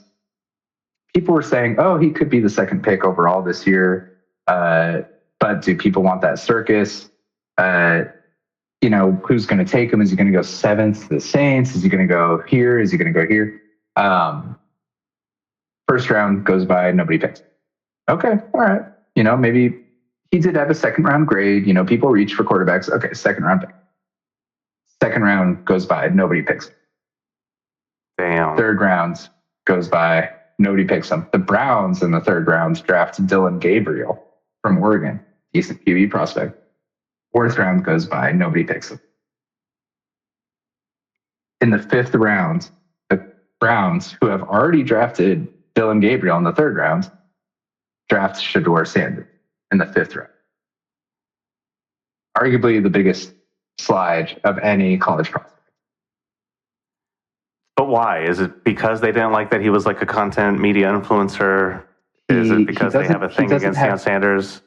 He doesn't have the arm, which, a lot of people don't have the arm and they're extremely successful. He can make the throws, but he doesn't have, that Stafford arm coming out of college. He doesn't have that, he's been a bust, but Anthony Richardson, they look for that 60-yard bomber. But yes, it's the circus. They don't want Deion Sanders to be in the locker room every single practice. And I mean, nobody's seen it. Even when he was in college, a lot of the signs could say, oh, well, it's because of the top prospect that they had, Travis Hunter, who won the Heisman, who was playing wide receiver and DB. He was a dual position player. It could be him that's over Shedeur Sanders' success. Shedeur could be completely just pure nepotism from Deion. Well, yeah, I was gonna say, like, let's flip it. Is this guy only even being put in this position because of all the media influence and Deion Sanders and all that stuff too? Like Shedeur was good in college. Yeah, but a lot of people are good in college that no one ever hears about. So the Browns, but hold on. So this quarterback situation is quite dramatic. So then Dylan Gabriel is better than Shedeur? So that's what I was going to say. If you look at their depth chart, Joe Flacco is the starter, which I'm ready for them to ride Joe Flacco to the grave. 8 wins. Yeah, it'll be great. Until he breaks his fucking knee, dude. Like, he's not going to make it 3 weeks. Joe Flacco's going to get hurt within 3 weeks, I promise. Like, he's too old, man. Kenny Pickett is their backup, who was the first-round pick of the Steelers a few years ago. He's already bounced around the league. He was the Eagles' backup last year. So that's who is backing up Joe Flacco. Third on the depth chart is Dylan Gabriel, their third-round pick. Their fourth QB. A lot of teams don't carry 4 QBs at all. Yeah. Their fourth QB you should, though. Is Shedeur Sanders. That's hilarious. It's something. How does Shedeur feel about these? He's saying all the right things. He's been fine. He's like, it's fine. He's a team player. He's here for the team. He's putting his head down. He's putting the work in. All that basic stuff. All right. Well, Shedeur of Hebrew origin generally means the light of the Almighty or the flame of the powerful one. So I'm going to guess that he's not okay with it. I think he's lying to the cameras. To move on from that, that is the biggest storyline. That is the thing. My favorite player on the team is Myles Garrett. It's a lot of people's favorite player. They have another great player on defense, Denzel Ward, one of the better DBs in the NFL. Their defense will be decent. They have good tight ends. They have David Njoku. They drafted Harold Fannin Jr., who I think is going to be quite good. This was an extremely good tight end class coming out this year. Jerry Jeudy's solid. He's kind of turned his career around after kind of falling out of favor in Denver. He's kind of had a slight resurgence. I think with Joe Flacco, he'll get decent numbers. Their starting running back is Jerome Ford, currently on the depth chart, but it's most likely going to be their second-round pick, Quinshon Judkins, who recently ran into some legal trouble. The legal troubles is fine now, so he's probably going to be starting. And then they also drafted Dylan Sampson, who was another top running back prospect this year. So they drafted 2 rookie running backs this year. Yeah, it's just, I don't know. If they reach their ceiling, I think it's like a 6. No, this might be their year, man. The Browns are looking good. I've been poking around. Njoku looks like a Dragon Ball Z character, so he's got my vote. That's high praise. All right. Any questions about the Browns? No, I want to play Madden right now. I want to move these guys around to my fantasy team. You know, I always want to play Madden, and then I play it, and I'm always like, yeah, that's been my experience the last few years. Unfortunately, I have picked up a copy or two in the last 5 years, and I've always just like played like an hour and been like, yeah, this is not. Yeah, this is not where it's at. All right, you ready? You ready for your team? Oh, is it Dallas time? It is Dallas time. All right, this is where I take over the podcast. No, I'm just kidding. Go for it. Yeah. So, just more clarifying questions, because I used to be really, really well versed in the Cowboys team, but it's been a few years. Cooper Rush is not there anymore, much to my chagrin. I honestly think Cooper Rush was a better quarterback than Dak Prescott, but he had insane take. It's not really. It's really not. I think what really happens with... I can't let you say that. What happens with most football players, what happens with most sports players in general, but in the NFL, it's really guilty of this because it's an American-centric sport, is that if you don't have a good like PR person, a good media manager, good influence and marketer, like you will get put on second string straight up. Like it is so focused on like brand identity, who your starter is and stuff like that. And Dak Prescott had a lot more storyline stuff, a lot more of this, a lot more of that, was better at speaking to the cameras, better looking than, Cooper Rush kind of looks weird. Like that's why they made him the starter, especially on a team like the Cowboys. The Cowboys are listen, just take my word for this, man. As a longtime Cowboys fan, they are huge guilty parties of like image. Like they really care so much about image, and I agree with that. Trust me, yeah. Like it's just that's the part about the Cowboys that always drives me as a fan crazy. They make some of these choices that are like purely PR choices that make no freaking sense from anyway. Point is, Zeke Elliott is gone, right? I'm assuming he's all broken and old, or is he still playing? Real quick, I can't let you have that take. I disagree strongly. I respect you for having that opinion. I can stack up books taller than me that explain why the Beatles are the greatest rock band of all time, the greatest band of all time. And somebody could say, I don't think they're good, and that's fine. Cooper Rush was nowhere near Dak Prescott's level. Dak Prescott is a top 15 QB in the NFL easily.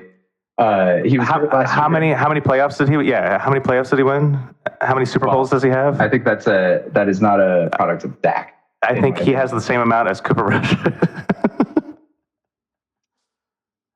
I'm not listen, to me, stats mean nothing. It's all about like how these players can actually play. Stats, it's how he plays. Yeah. Yes. I also watched Cooper Rush. There was a Rams game where Cooper Rush was starting, and the Rams had like 50% of their roster healthy. It was one of the worst injury situations of the last 5 years. And Cooper Rush couldn't score more than 10 points. It was bad. The Rams hung around in that game, and it ended. Yeah, but who was the Cowboys coach? Who was the Cowboys coach at that time? Oh, yeah, exactly. So now it's the coach's fault. Well, but it's Dak's fault before. Yes, all of the above. Leave it at that. Right, well, speaking of coaching, I know the Cowboys got a new coach this year, right? They got rid of that one guy that I couldn't stand. I'm forgetting his name right now, but he was around for a long time. And Mike McCarthy is who you're talking about. That's the new one. And that's who they got rid of. Which is actually a little bit surprising because the Cowboys have a bad track record of just leaving head coaches for years and years and years, saying they're loyal when they should have probably let him go. Who you're thinking of is Brian Schottenheimer. That's who they just brought in. Yes. So how is he as a coach? I don't know much about him. I'm just glad it's a new coach. He was a little surprising to be brought in. He should be decent. Son of Marty Schottenheimer, who was really good. But he should be decent. I think he's a Nepo baby too. It's a lot of the NFL. He's the 10th head coach of the Dallas Cowboys ever. Yeah. Yeah, see, that's what I'm saying it helps when Landry was your coach for 27 years, but Brian Hartman, he should be decent. He's kind of like an unknown to say, worst case, he's let go by week 8. Best case, he can actually take them to a playoff win.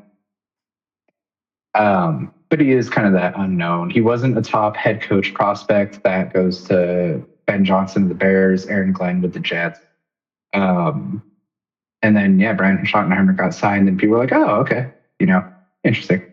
But their offense should be good. Dak Prescott's healthy. He for now didn't play some last year because of an injury, but they have weapons. They brought in George Pickens from the Steelers, who I don't really care for. He is absolutely falling in line with the Steelers' track record of diva receivers, Antonio Brown, and then George Pickens. He is great. I mean, some of the catches he makes are just athletic peak. But he is upset when he doesn't get the ball. He's that type of receiver. However, they do have a great number 1 receiver, one of the top 5 receivers in the league, CeeDee Lamb. Even if Dak's not playing, CeeDee is still going to put up top 5. That's how good. Well, CeeDee Lamb is probably one of the top receivers of this generation of receivers, right? I would say since 2020, he's in that group. This era that we're in. Yeah, the new era. Micah Parsons is still playing. He's not expelled or anything, right? Because when he first started, he was getting marijuana charges and shit or something. No, Micah Parsons has been extremely productive. He's easily been one of the top edge rushers in the NFL. It's a contract year. He said he's open to a trade. He was a hold-in for a while. That's still not resolved. 2 weeks to go into the season. There was a tweet, I know this as a Rams fan, where somebody mentioned him going to the Rams, and Aaron Donald replied to it saying, boy, if you're going to do that, then I'm going to come out of retirement. And as a Rams fan, I'm like, oh, are you kidding me? Micah Parsons, Aaron Donald, Jared Verse? That would be lit. That'd be lit, but that's not going to happen. These contract issues in the offseason or the preseason, they always get resolved. Never take too much weight with them. It would be insane if the Cowboys let go of the face of their defense. Do they still have that Vanderbilt guy? He was a middle linebacker. I think that was his name, Vander something. Vanderdyke or something. Luke Van Der Esch. Van Der Esch, yeah. Is he still on Cowboys? They do not have him. No. He was so good. He had a decent career. He was good. He's done? Yeah. He's retired? I'm looking him up right now. No, he's out. He's done. Done. Yeah. He was, his last season was 2023. I liked him. I liked him out of college. The Rams needed a middle linebacker. I was looking at him. He was cool. He had the neck brace that I always think is cool. Yeah. That was that Madam Custom character vibe. So, what's the running back situation on the Cowboys these days then? Zeke was kind of like a fun era, but it was kind of a letdown once it all kind of wrapped up.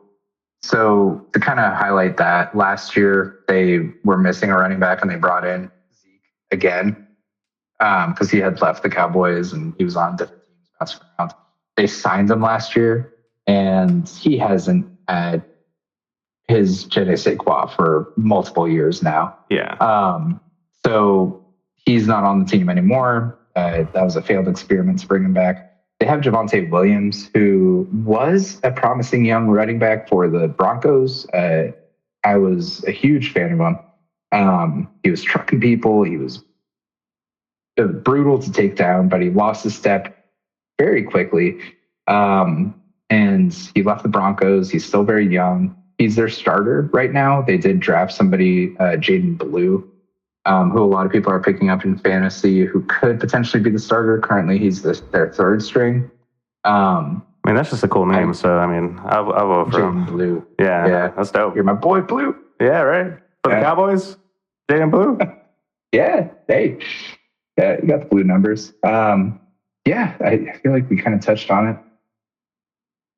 Any other question? Oh, Brandon Aubrey, one of the best kickers in the NFL. Nice. I love a good kicker. As a soccer fan, I love good kickers on the NFL team. They really do make or break. He was the number one fantasy kicker last year. So. Hell yeah. No, I mean, I'm going to be watching a lot of the Cowboys games this year. Out of all the games I do take time to watch, I'm going to call it now. Dak Prescott won't stay healthy this year because I don't think there's been a year that he's stayed healthy. So if only we had Cooper Rush to pick up the slack. And when he stayed healthy all year, he was an MVP consideration. So when was he healthy all year? What year? What year was that? It was 2 years ago. Oh, yeah. Well, whatever. And he has more MVP votes than Russell Wilson ever got. So. Well, Russell Wilson, I'm not going to get into that whole thing right now, but hey, the early 2010s Seahawks were good, man. Yeah, I know, but not from a Rams fan. Yeah, I know, but not because of Russell Wilson alone. It was kind of like he was pretty good. That whole team was stacked, man. Anyway, we're not going to get into that. We're not going to debate 2010. We're in 2025. Right. Let's move on. All right, the Broncos. Sean Payton's the head coach. Did you know that? No way. I love when shit like that happens. He's the one who cheated. Well, he had the headhunter issues. And that wasn't him. It was Greg Williams, their defensive coordinator, where he would say, hey, if you injure somebody, here's $10,000. Hey, let's go. I love that. That's the energy we need to bring to all of our teams. Cowboys need that energy. No. So I dislike the personality of Sean Payton, but you can't deny that he's a great offensive mind, and he's a cheater. He's a dirty cheater. He's a dirty cheater. He's a dirty cheater. I won't say it. That's why you don't like his style. It's because he doesn't play the game. He plays the game. He doesn't play football proper. I'll leave it at that. So for the Broncos, a lot of people are really high on them. Some people are saying the Chiefs will not win the division because of the Denver Broncos, the AFC West. So the reason that some people are saying that is because they have a second-year quarterback, Bo Nix. He was the number 6 fantasy QB last year, which is just insane for a rookie. I wanted the Rams to draft him. He didn't make it out of the top 10 picks, which he was being mocked as a second-round pick, which last year's QB class just went crazy. But Bo Nix fits exactly what Sean Payton wants to do. There's no reason to think that he's going to fall off this year, but you never know with second-year QBs. They have a rookie running back in RJ Harvey that a lot of people are picking up, especially in dynasties. But they do have J.K. Dobbins starting above him right now, which I've always liked J.K. Dobbins. He's bounced around the league. He was a Charger. He was a Raven.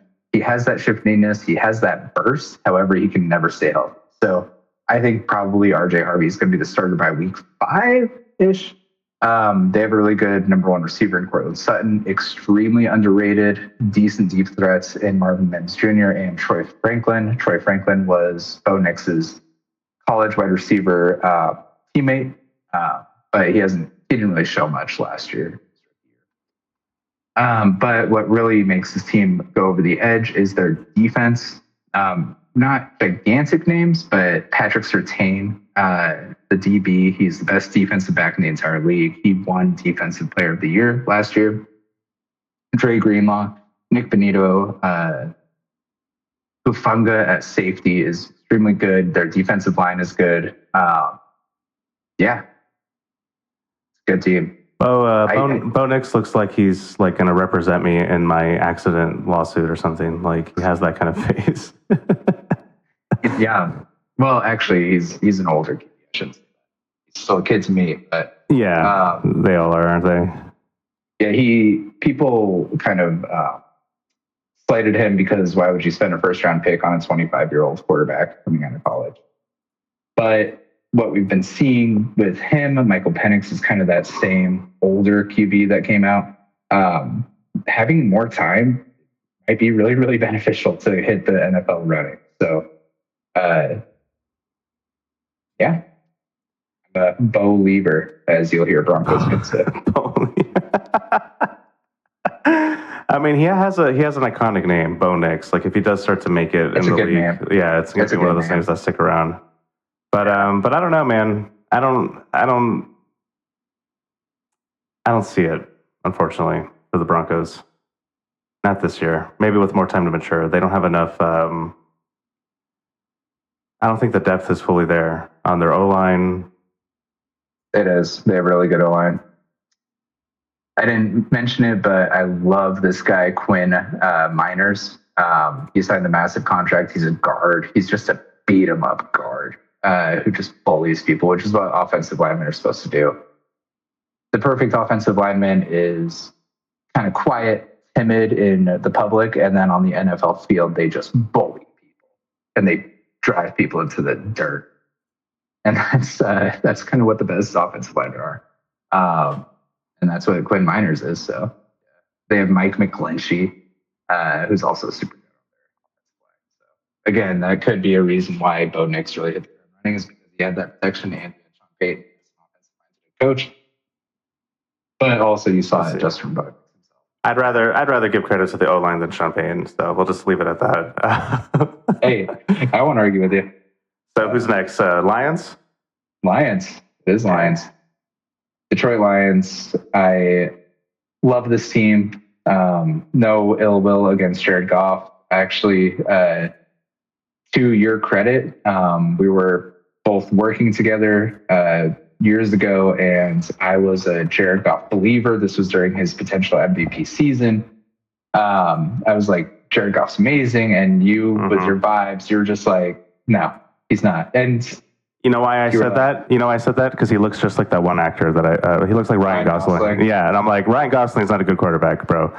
And you were like, no, he's number one pick. He's going to be amazing. So no, listen, my loving audience. I know I sound like an uneducated asshole talking shit, but I have points once in a while, and Jared Goff was one of my biggest points. However, that being said, these days he's better, I'm assuming, because how were they so good last year? Top 10 QB. Yeah. Undisputed top 10 QB. So to touch on that real quick. So what's changed between Rams and now? So he has never hit quite the high that he had with Los Angeles. A lot of people say that he's better, but he has not had a performance like the 54-50 win Monday night over the Chiefs. That was a different level of Jared Goff.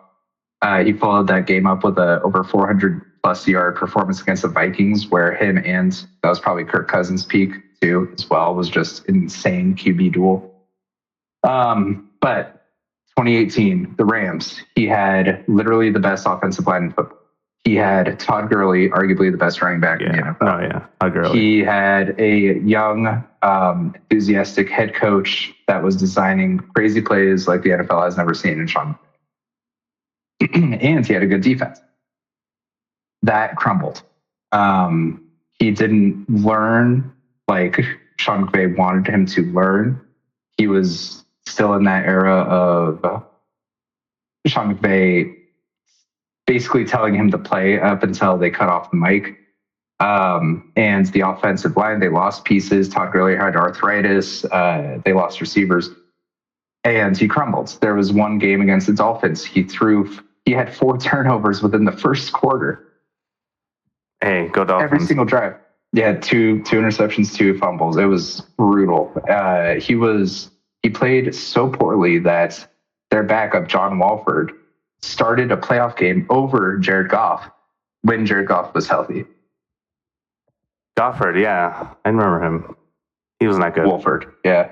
No, he wasn't at all. So there are stories of Jared Goff being like, they didn't believe in me. And he keeps that chip on his shoulder, which, players have to have like that drive. But he did play himself out of the position with the Rams. There's a reason that the Rams gave up 2 first-round picks just to trade him away for Matthew Stafford. It's impossible to argue that that was a bad choice because they won the Super Bowl with Matthew Stafford immediately, which is the whole reason that you play the game. So why is Jared Goff so good with the Lions? They have arguably the best offensive line in the NFL. Have you heard that before? They have Jahmyr Gibbs, who's arguably the best running back in the NFL. Have you heard that? Gibbs? They had, Jahmyr Gibbs, dude. He was the number 1 fantasy running back last year, and he is special. He's very special. His nickname is Sonic. They have another running back who's very good, David Montgomery, who's a little bit bigger, a little bit more of a bruiser. It was Sonic and Knuckles. So, it's a fun team. So anyways. See, that's what I'm talking about with that NFL PR stuff, man. They're very big on it.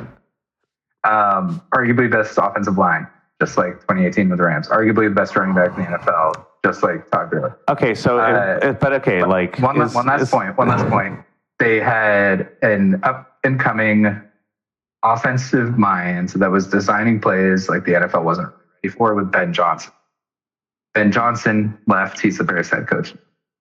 Their offensive line is still incredibly good. Jahmyr Gibbs is still incredibly good. He never had quite a receiver like Amon-Ra St. Brown, who is special. Love him.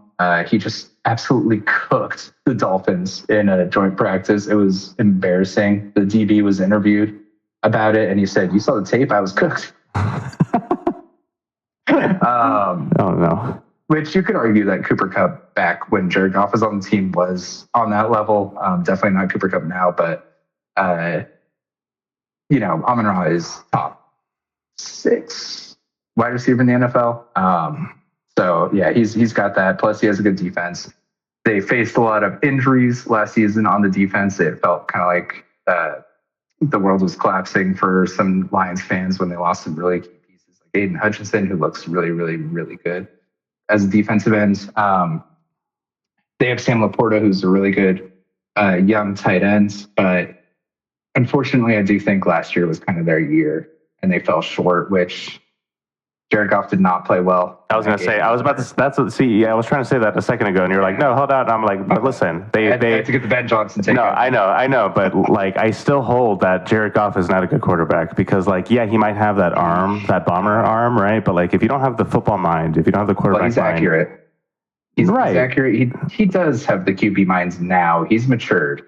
However, but I saw that game. I made $800 that game betting against him because I knew he was going to choke on it, and I made that money. It went into my pocket. Yeah, like that's my issue with Jared Goff is that you can't really like count on it when it really, really matters the most. Yeah, you just know he's like Jared. A good.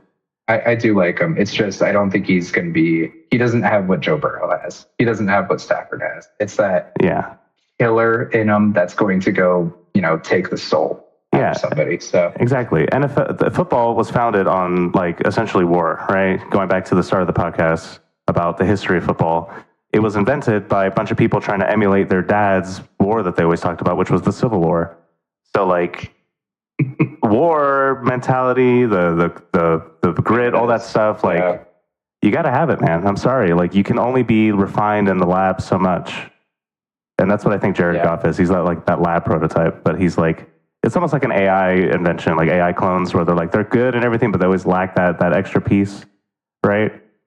That's what Jared Goff reminds me of. Yeah, I think I've waxed poetic enough about that. But Jahmyr Gibbs, Amon-Ra St. Brown. If you're watching the Lions, you're gonna have fun. Penei Sewell at left tackle, arguably the best left tackle in the entire league, arguably the best offensive lineman in the league. Penei Sewell. He also signed over $100 million contract. They're good. They should win the NFC North. They should win a playoff game or two. But we'll see because they did lose both offensive coordinator and defensive coordinator. this year, 2 head coaching jobs. So, yeah, we'll see. That does actually affect the team quite a bit, but yes. I'm going to call it now. I say they're going to do better than the Bears. That's a very, very safe bet. I know. I'm an expert. I think the Bears will be better than they were last year. I don't think they're going to be the number 1 seed in the NFC, which is what the Detroit Lions were last year. So, yeah. All right. Yeah. Who is next after Detroit? Houston, the Houston Texans. So we've been talking a lot about second-year QBs, Penix, Bo Nix. The reason I bring that up is because CJ Stroud took the NFL by storm. He was this amazing QB who was just dropping dimes, and everybody was excited for his second season, and he was a letdown. He was like 15th, 16th best QB. Yeah, it's fine. But it's just that expectation of his second year really fell flat. The rest of his team didn't help him out. His top receiver, Nico Collins, who is a top 10 receiver in the entire NFL, he got hurt for a while. But overall, still a really, really solid team. They should win the AFC South, which is just a horrendous division. And they have decent players to do it. They drafted 2 rookie receivers, which a lot of people are picking up, probably because of the injuries that they've suffered at the wide receiver position. Tank Dell was a standout during CJ Stroud's rookie season. He had a gruesome injury. He hasn't been the same. Like I said, his top receiver, Nico Collins, got hurt. So they probably are overcorrecting with the draft, trying to make sure that they don't run into the same issues. And then they have one of the best, on the defensive side, they have one of the best defensive rush pairs with Will Anderson Jr. and Danielle Hunter, who are both sack experts. They play the Rams week 1. I'm a little bit worried about Stafford in that one. So they also have one of the best DBs in the entire NFL in Derek Stingley Jr., who I love watching him play. He's one of the true lockdown. Interesting. So, did anybody check CJ Stroud's Steam account? How many Call of Duty hours last year? Yeah, they don't have the same worries as Kyler Murray. Yeah, so I've never really cared. People aren't worried. I should say that people aren't worried about his step back from his rookie season. They've seen enough where they're like, okay, it was just a down. If he has another down year, then people will probably start to think, oh, is he not a top 10 QB? Is he a top 15 QB? But there's no reason to think that he's not going to have that potential where the Texans, have this amazing offense and they're one of the best offenses in the NFL. A lot of people still think that that's a very likely option. Yeah, I mean, if he had a bad year with a bunch of injuries, it's excusable for now. So yeah, well, time will tell. I think they've been showing kind of weird signs in the preseason. I did watch one of their games, but again, preseason doesn't matter. So I'll hold those opinions until we get deeper into the season. Yeah. Not much else to say. I like Azeez Al-Shaair also on the defense. CJ Gardner-Johnson is fun too. He was on the Eagles.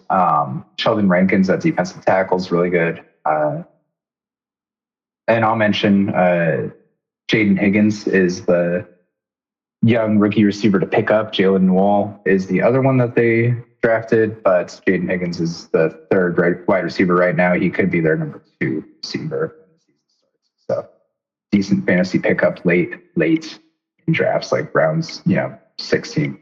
So. All right. I think we're safe to move on. Sorry, Texans. We'll give you more love later, but as a Dallas Cowboys fan, I think we can move on from Houston Texans. I'm definitely rooting for the Texans over the Cowboys. How dare you? I am right here. Right. Yes, you are. Say it to your face. The Packers, Green Bay Packers. There's a lot of. I'm gonna hold my explicit remarks to myself. I have a grudge against the Packers. As a Cowboys fan, I can see that. Yeah. I kind of have a soft spot for the Packers. Not sure why, because the Rams have struggled up against them in the last few years, but they also always play them in Lambeau.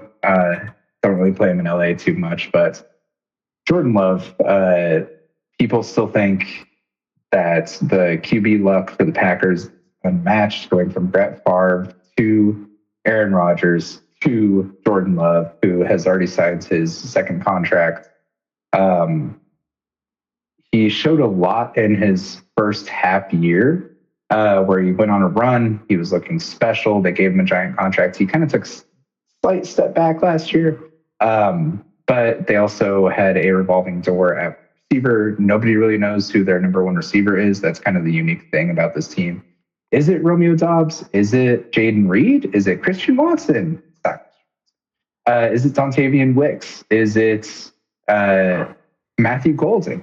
I think it's Matthew Golden, because for the first time in Packers history, they drafted a wide receiver in the first round. Wow. And it was in Green Bay, the draft this year, gigantic crowd. They announced the Matthew Golden pick. Crowd went nuts. And I mean, if with all that buildup, I like Golden. I was saying I like him more than Ted coming out of college this year. I like Golden. I like Ibuka, who we'll talk about later. He's got to be. I like Jaden Reed a lot. He's a versatile gadget player who could take a screen or a reverse for 100 yards, but he never just really made that next step last year, which I thought he would, which a lot of people thought he would. But again, it's just kind of that weird.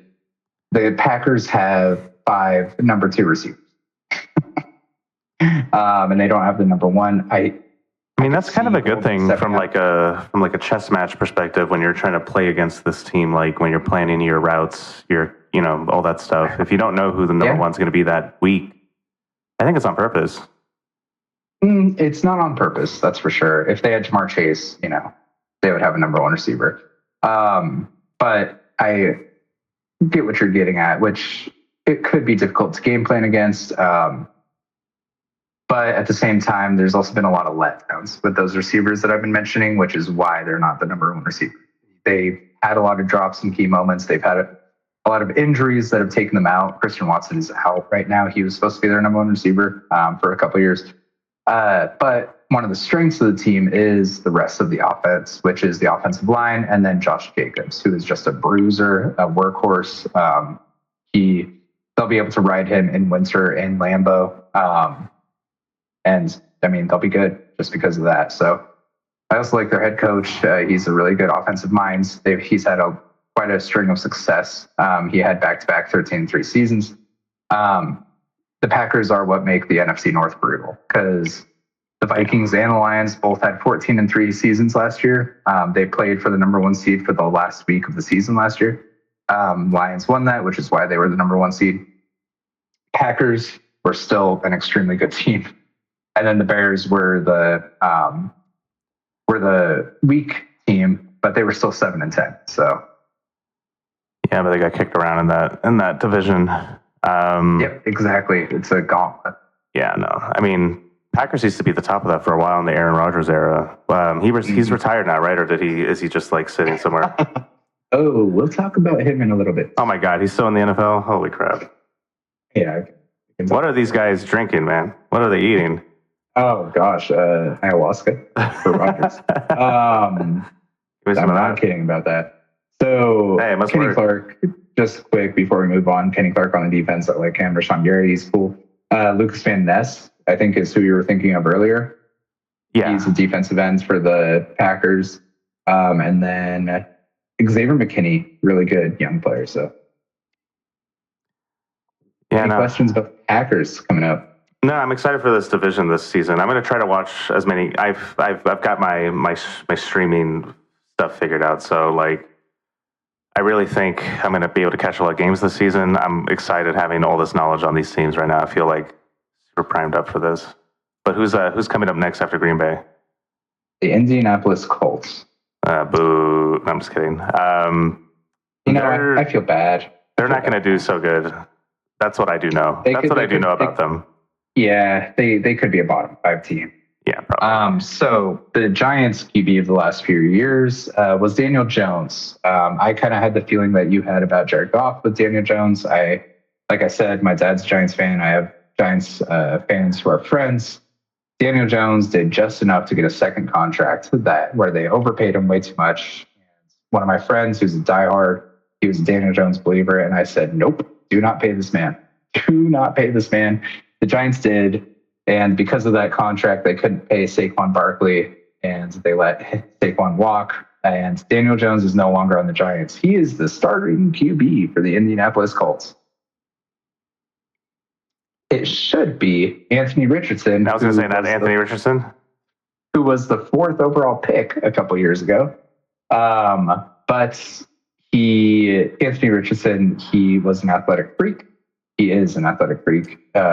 He can throw a 70-yard ball. But watching him, I mean, just the overthrows, he's just so wildly inaccurate.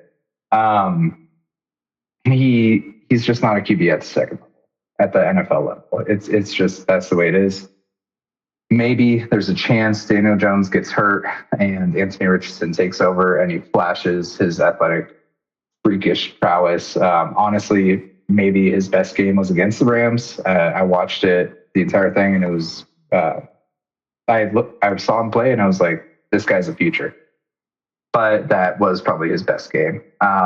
And ever since, he's fallen downhill. He took himself out of a game one time because he was tired. Wow. Which no locker room is ever going to get behind you if you do that. They drafted a rookie in the 5th round. Wait, so you're telling me the Manosphere didn't get upset about that, saying that he's not a leader of band because his nails weren't painted? First and foremost, I'm not in the Manosphere.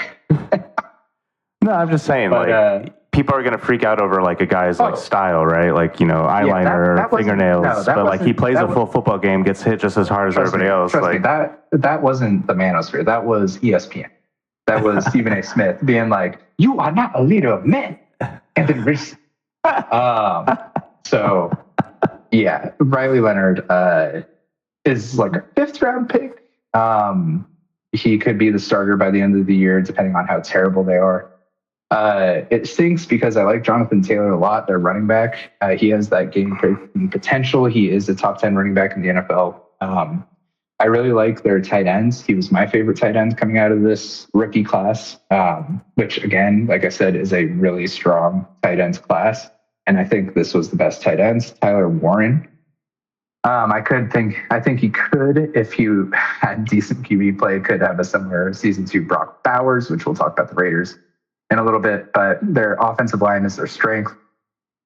Super good, arguably the best guard in the entire NFL, Quentin Nelson. Again, that perfect offensive lineman type where he just bullies people. If you get pancaked by this guy, he's going to try and hit you multiple times while you're on the ground. Really just drive you into the ground, make you hurt, That's what you have to do. You got to be a bulldog. Yeah, so their defense, I like their defensive line. Latu, he was a rookie last year. He is as advertised. He is a pass rushing expert. DeForest Buckner is arguably their best player on the defensive line. But besides that, they don't really have much on the defense going for them. And once you get into the depth of this team, it is not there. That plus the QB situation is why a lot of people are picking the Colts as a potential top 5 pick in the draft next year. Which, hey, maybe they could go get a QB. Which means they're going to do very bad this year. Well, I don't know. I mean, comparing them to the Texans, as you said, they might be the top of their division. I mean, I don't know. The Colts might go and run for their money, but maybe only for the start of the season. I would predict that for the start of the season they might, but then as the season gets deeper, maybe they get into I haven't really talked about schedules yet. So they play Miami first. They play Denver. That's a loss. They could start the season 2-1 against Miami and Tennessee. Then they play the Rams. Well, they kind of have an easy schedule. So the Rams and Denver are tough, but they play Miami, Tennessee, the Raiders, the Cardinals. They play Tennessee again. Yeah, I mean, they could play themselves out of a top 5 pick. Oh, yeah. That's what I'm saying. I think as a Colts fan, I would want to be in the position where we're tanking. Because could you imagine if they get Arch Manning? seeing Manning on that jersey. That would put butts in seats. Yeah, dude. So. That's probably, I mean, I don't know. We'll see next year, but that'll be quite the storyline. Yeah. But yeah, we'll get, I do want to talk schedules a lot more actually, but we'll save that for next week, I think, just for the sake of time and all that. So let's move on to the next team on the list here. This is going to be a long one. Yeah. We won't spend too much time on this because I've been dropping little anecdotes. This is the Los Angeles Rams, the number one story. No, I'm just kidding. I love the Rams. Hey, all 12 of us fans are, we're excited. No, I love the Rams. I love the Rams. They got a cool uniform. I like the Ram logo. Blue and yellow is like sicko. It's like Columbia colors and stuff. I love it, man. And then the Gurley era was my favorite era, obviously. But I know they haven't been the same since they won that Super Bowl because everybody wanted to get paid. Yeah, I'll touch on that. Well, and Gurley's knees. Biggest story with the Rams. I touched on it earlier. Concerns about the QB. Matt Stafford has been having back issues this preseason. He just started practicing again last week. There was a headline where he didn't go to practice, but he went into this kind of this like metal RV, one of those like Airstreams, but it's modified for this company called Immortal, which is an alternative medicine. And that was a big storyline. Like, what is this Immortal thing? But hey, he's practicing now, so he's good. He did some ayahuasca, right? Something. Not him. Not him. So if Stafford is healthy, if he is a healthy Stafford, the Rams are Super Bowl contenders. They were toughest play against the Eagles last year. They were 13 yards away from actually beating the Eagles last year, who went on to win the Super Bowl and actually crushed the Chiefs. Yeah. But yeah, it was the fourth quarter. Rams were down by 6 points. They were on the 13-yard line, fourth down. He missed the receiver. I have an Eagles fan as a friend, and he was like, yes, I thought we were losing that game 100%. Which I think was the best game of the playoffs, in my opinion. Of course, biased. Bias. I'm calling that shit out. No, bias. So, Matt Stafford, honestly, we talked about it earlier. They have Jimmy G as their backup, one of the better backup situations in the NFL. So I'm not too stressed. If Stafford's hurt, obviously I want Stafford. He's goated. The no-look passes are insane. Doing them along with before Patrick Mahomes. But there's a part of me where I'm like, I kind of want to see Jimmy G with Sean McVay. I think when Jimmy G was good, it was Kyle Shanahan cooking. It would be the ultimate dunk if somehow McVay won the Super Bowl with Jimmy Garoppolo. And Kyle Shanahan never could. That's insane. That's me smoking copium. I like their running backs. Kieran Williams is carrying on the tradition of really good Rams running backs. Started with Eric Dickerson, who still holds the single season rushing record, arguably one of the best running backs of all time. And then they had Jerome Bettis before he was a Steeler. He was called the Battered Ram before he was called the Bus. And then they had Marshall Faulk, obviously one of the greatest running backs of all time. Then they had Steven Jackson, who actually has the most yards of any Rams running back ever. And he played during that 3 and 42 3-year stretch. He was the bright spot on that team. Then they had Todd Gurley. Now they have Kyron. So that's kind of been a history point for the Rams. Yeah, that's why even though I'm not a big fan of LA necessarily and don't have a lot of like history with Rams, it's just I've always been a fan of teams that like believe in the running game, that don't let it die like a lot of other teams are doing. So I'm ready for them. There's been a resurgence. There's been a real resurgence the last few years because of teams like the Rams and the Eagles. They are ground and pound teams, and especially the Eagles. When the entire NFL shifts to pass happy and linebackers get lighter so that they can cover the pass more, you see this shift where it's like, okay, now we're going to drive it down your throat. Yeah, because we can ram through those guys. Beat you up. Exactly. Some of the things to just touch on real quick, their defensive line is disgusting. It's nasty.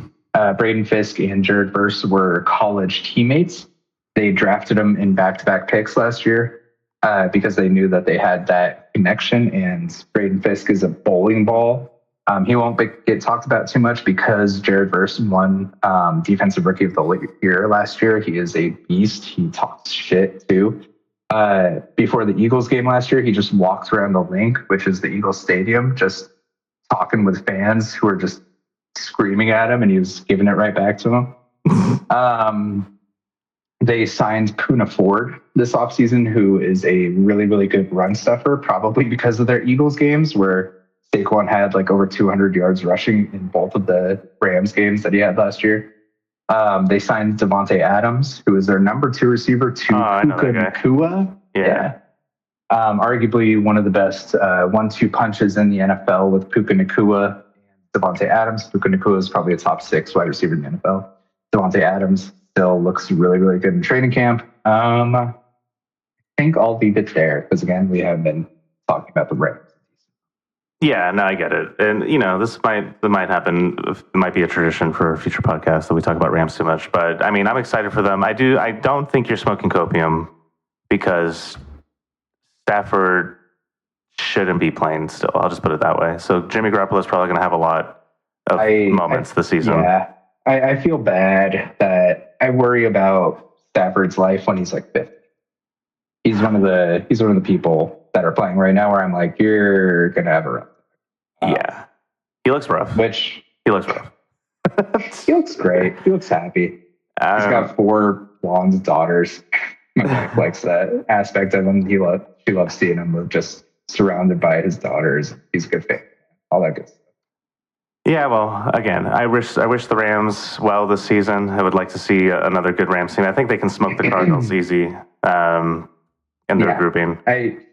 We'll get to the 49ers. We'll get to the Seahawks. But if Stafford's healthy, they should. So,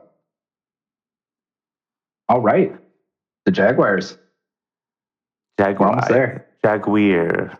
How does Jeremy Clarkson say it on Top Gear? Jaguar. Jaguars. Jaguar. So, I'm a big fan of The Good Place. Blake Bortles forever. Bortles. He is not on the team anymore. What? This happened a while ago. I know. So before there was, I can't tell with you. I don't know. You don't know what the tush push is. So before there was Caleb Williams, generational QB talent, there was Trevor Lawrence, who was arguably the greatest QB talent coming out of college since Andrew Luck. He was special. He looks like Sunshine from Remember the Titans. Yeah, he does. And looks like a surfer. And the Jaguars just haven't been a good, solid franchise. So a lot of people are like, well, it's not on him that he's been lackluster in the NFL. I still think he has that in him. They have Liam Cohen as their head coach now, who was an offensive mind, kind of comes from that McVay tree of coaches. They also had arguably the best, they did have the best wide receiver from the last class over Rome Odunze, over Marvin Harrison Jr. They had Brian Thomas Jr. He was the number 4 overall fantasy wide receiver in the NFL last year as a rookie. He is special. He has a nose for the end zone, which is why he scored so many points. And there's no reason to think that he's going to slow down now, because even last year they were kind of tripping over themselves sometimes. But Brian Thomas Jr. was special. He played well despite what else was going on with the offense. So the other thing to talk about when it comes to the Jaguars is their number 2 overall pick in the NFL draft. They traded up to get this guy. I mentioned him earlier. He played with Shedeur Sanders. He's Travis Hunter. I don't believe in Travis Hunter. Watching his tape, I think he is really good. I think he deserved the Heisman. But I'm not sure how he's going to fit into the NFL. I think he could be really good in the slot, which is what he should be, with Brian Thomas being the number 1 receiver. But the thing is, he was the starting DB in college, and he was the starting wide receiver. And he was one of the top receivers in college, and he was one of the top DBs, if not the top DB in college. Have you heard of Travis Hunter at all yet? No, but he has a crazy looking face. I'll say that. It's Travis Hunter. I got a crazy face, probably, especially compared to an NFL athlete. But they're saying he's going to play both ways. In NFL? Yeah. Has that been done in like recent history? I know that's been done in the old days. A long time. Like Deion did it for a little bit, but not really. Troy Brown did it a little bit. So that's not really sustainable maybe in the NFL because of just like the age and stuff. You know? So in the preseason, they've been doing it. They have special packages. It's not like 100% of the snaps each way. But they said they're going to work it in. And Travis Hunter in interviews says like, oh, he's feeling good. He hasn't had like conditioning issues. But we'll see. That'll be like probably one of the biggest questions week 1 and week 2 is how is Travis Hunter doing? Because again, he is the number 1 receiver in the draft this year. So, all right. So football question, and this I don't watch college football. Like I've never in my life really. So I really just have to ask this: what makes it possible for a college kid to do it and not an NFL player? Like in reality, is it because the way the seasons are structured? There's like less rest time, or what? So I had friends who went from high school to D1, and then I knew of one person who went to the NFL after.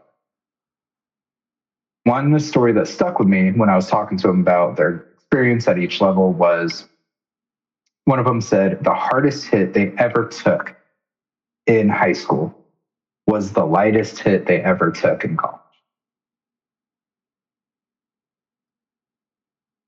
The same goes for the NFL, where the hardest hit they take in the NFL, or the hardest hit they take in college, it's probably the lightest hit and times 100 because of that step.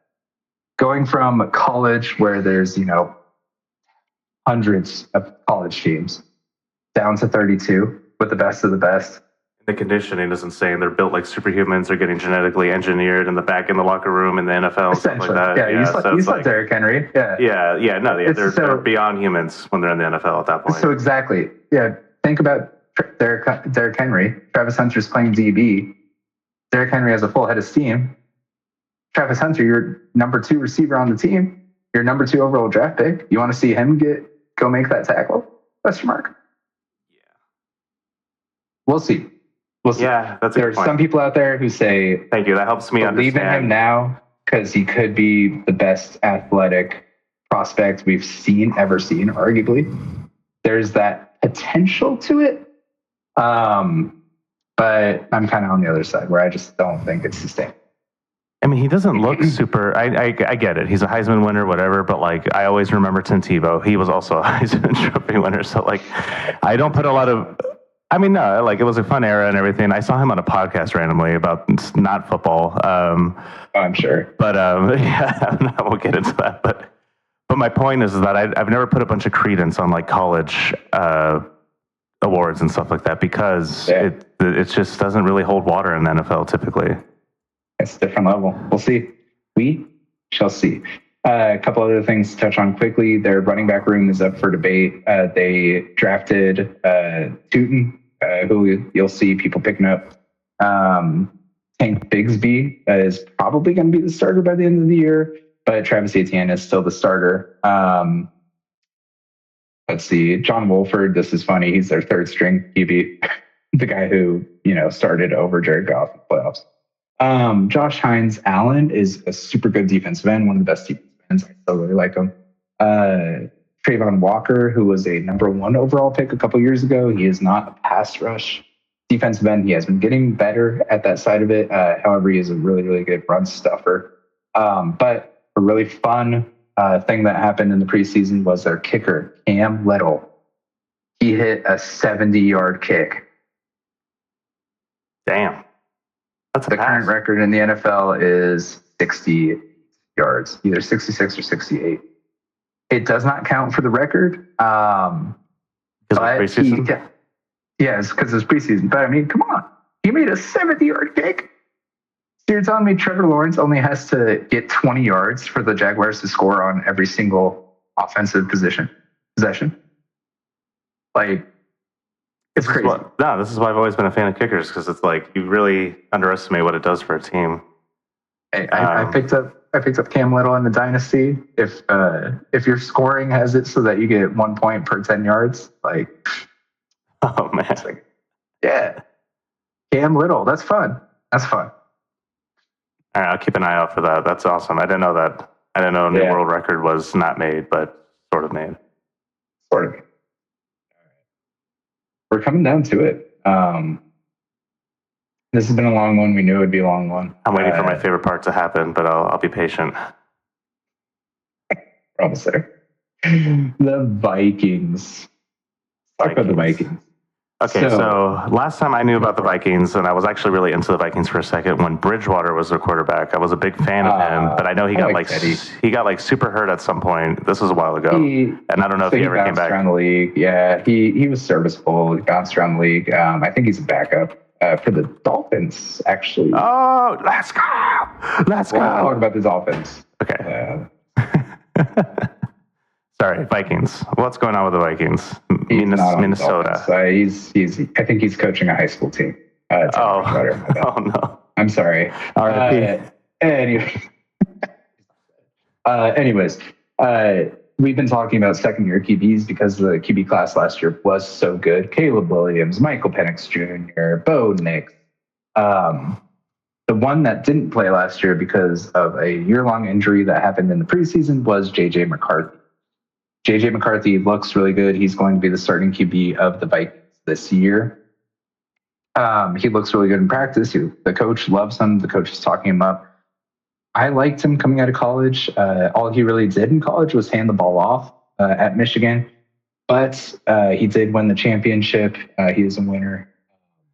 I like the mechanics of him. I liked him when he did pass in college. I like the way he looks. Plus, when you're throwing to Justin Jefferson, arguably the number one receiver in the NFL, how could that go wrong? Their offensive line is good. They have an offensive-minded head coach. They went 14-3 last year. They shouldn't take that much of a step back. Arguably, they could take a step forward because they had Sam Darnold last year. A lot of people don't believe in, and he definitely did choke in the playoffs. I mean, the Rams' defensive line beat him up over 8 sacks. Which in the playoffs is crazy. But they have good offense. They have a really good defense. Andrew Van Ginkel, big fan. Harrison Smith, big fan. Byron Murphy, big fan. Javon Hargrave, big fan. Jonathan Grenard, arguably one of the best linebackers in the NFL. They're stacked. So they have a deep roster. The question is at the QB position, which you never want, but the coach has been talking him up. Again, from a really good Bo Nix and Michael Penix Jr. were drafted after J.J. McCarthy, for example. So it should be good. What is their biggest weakness right now? Well, their biggest question is QB play, because we've never seen him play in the NFL. We just have. I want to like him. Howell? Sam Howell. Yeah. Which you don't want Sam Howell starting games. He looks like he's dropping off his kids to practice. Like, he doesn't. These quarterbacks these days look so funky to me. Maybe it's just because I'm older now. But that's probably it. You're getting old. TJ Hawkinson is good tight ends. You know what? Actually, one of their biggest questions is Jordan Addison is their number 2 receiver. When we talk about Puka Nacua and Devontae Adams, when we talk about Jamar Chase and T. Higgins, when we talk about A.J. Brown and Devontae Smith, best wide receiver duos, you have to include Justin Jefferson and Jordan Addison. Jordan Addison is suspended the first 3 games of the season. For what? It's either smoking, personal conduct, I believe, or Call of Duty. He got reported on Call of Duty chat. Addison pleaded no contest July 17th to a lesser charge to resolve a DUI citation. Say it. Yeah, people aren't concerned with it really because it's like, come on.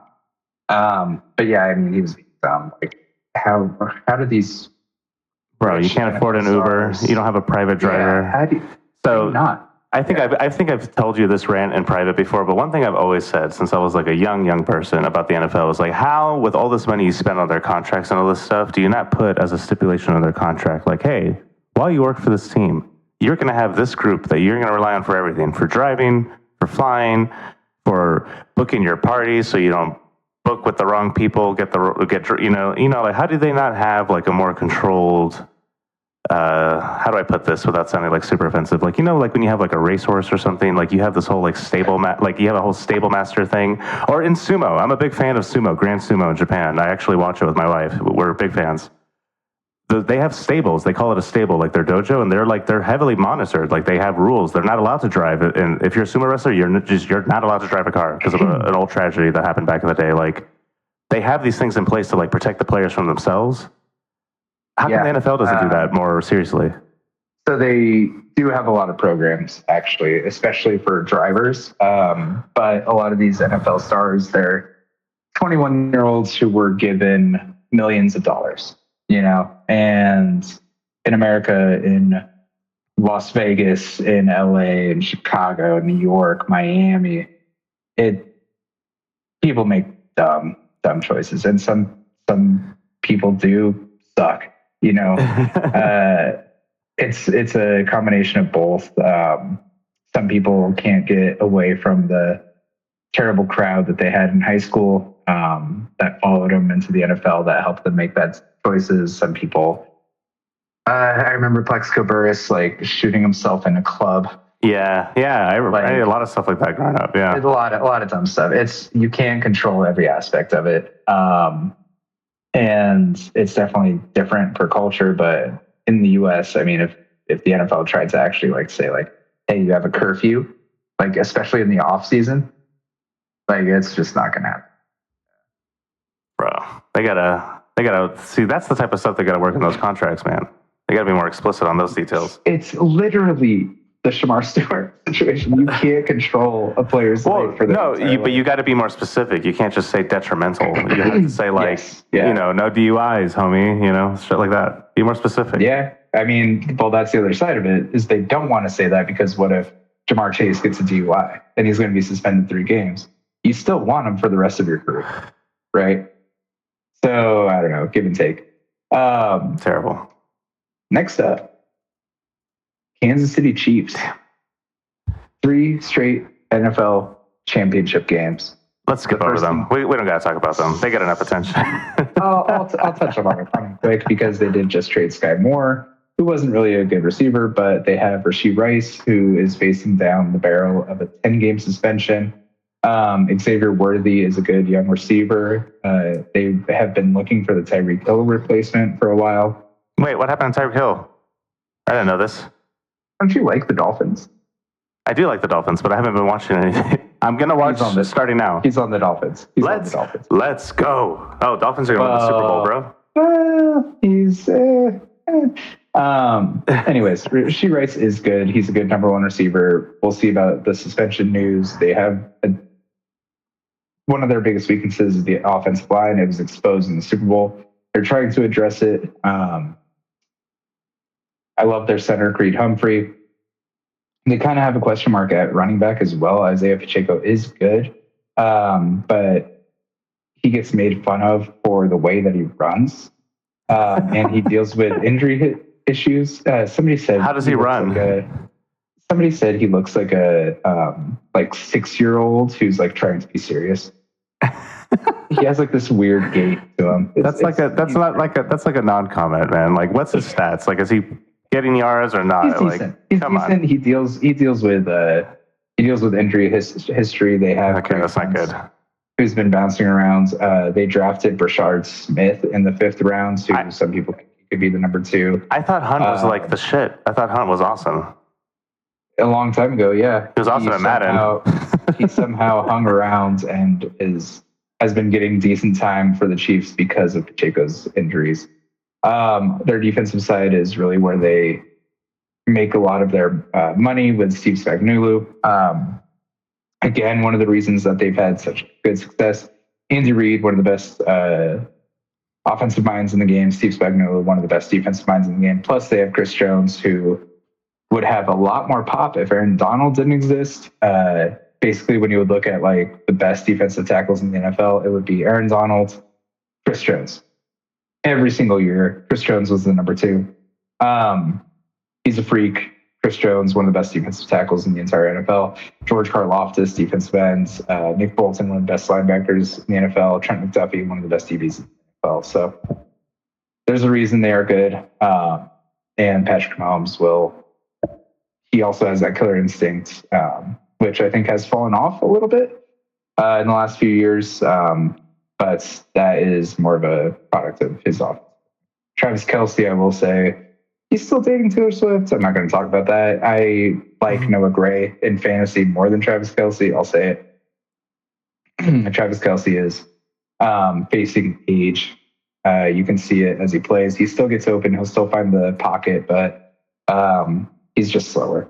You can see it. He's just really slowed down. Yeah, no, I saw it. I watched the Super Bowl, and I was making comments on him for that. Just some of the plays that I was seeing were just like slow motion, basically. But here's the real question about Travis Kelce. Do you think our podcast will become more popular than his podcast that frequently features Taylor Swift? I want to be realistic, unbiased. I'm going to say yes, 100%, absolutely. Right answer. Good. Awesome. We hope you're enjoying Gridiron Thunder. Please take a moment to like and subscribe, and don't forget to leave a comment. Took my pants off. I was getting hot. All this football data making me I'm in the upstairs, so the AC is not as good in Washington. That's for sure. Well, my office gets super hot because I have all my PCs running all the time, so it just like cooks me in my little mini data center. I'm always sweaty. I think it's like good. It's like a sauna. Like keeps the weight off a little bit. So breaking news: Kansas City Star, a bullet broke through Chiefs coach Andy Reid's office while he was inside 8 hours ago. A bullet went through his office in 2024. It's true. No, it says 8 hours ago. I believe it was from 2020, that story. Oh, okay. Sorry.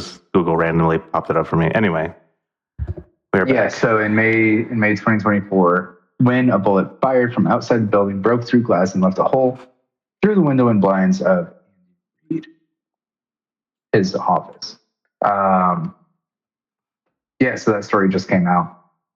That's they didn't tell anybody when it happened. They didn't. No, 3 bullets hit the building. That story did just come out. It's interesting. Peyton Manning. Thank goodness. Thank goodness somebody hit it. Peyton Manning was trying to take him out. They're like, that fucking cheater. I'm telling you. Conspiracies. All right, you ready? Yeah. So next team. No more Chiefs. Chiefs are going to do the worst in the whole league. 32 out of 2. They're going to do worse than this next team. The Saints. Oh. I'm kidding. It's either going to be the Saints or the Colts or one of the other teams we haven't talked about that is probably going to be vying for that number 1 overall pick. Just like with the Colts potentially getting Arch Manning, having the Manning on the back of that jersey. Not sure if you know this, but before there was Eli Manning, before there was Peyton Manning, there was Arch, who played for the New Orleans Saints. So the new Arch Manning potentially could be a New Orleans Saint. That is because their QB's position is a complete question. Spencer Rattler was a middle round pick from last year. He didn't really show anything this year to inspire confidence or faith. They did have Derek Carr. Derek Carr has retired. Tyler Shuck, you'll see his name spelled Shough. So you're thinking maybe Show. It's Tyler Shuck, but that's kind of CK sound. English is weird. He is probably going to be their starter by week 5 or whatever. He's second on the depth chart now. He could start week 1. Nobody really knows. Could be decent, maybe.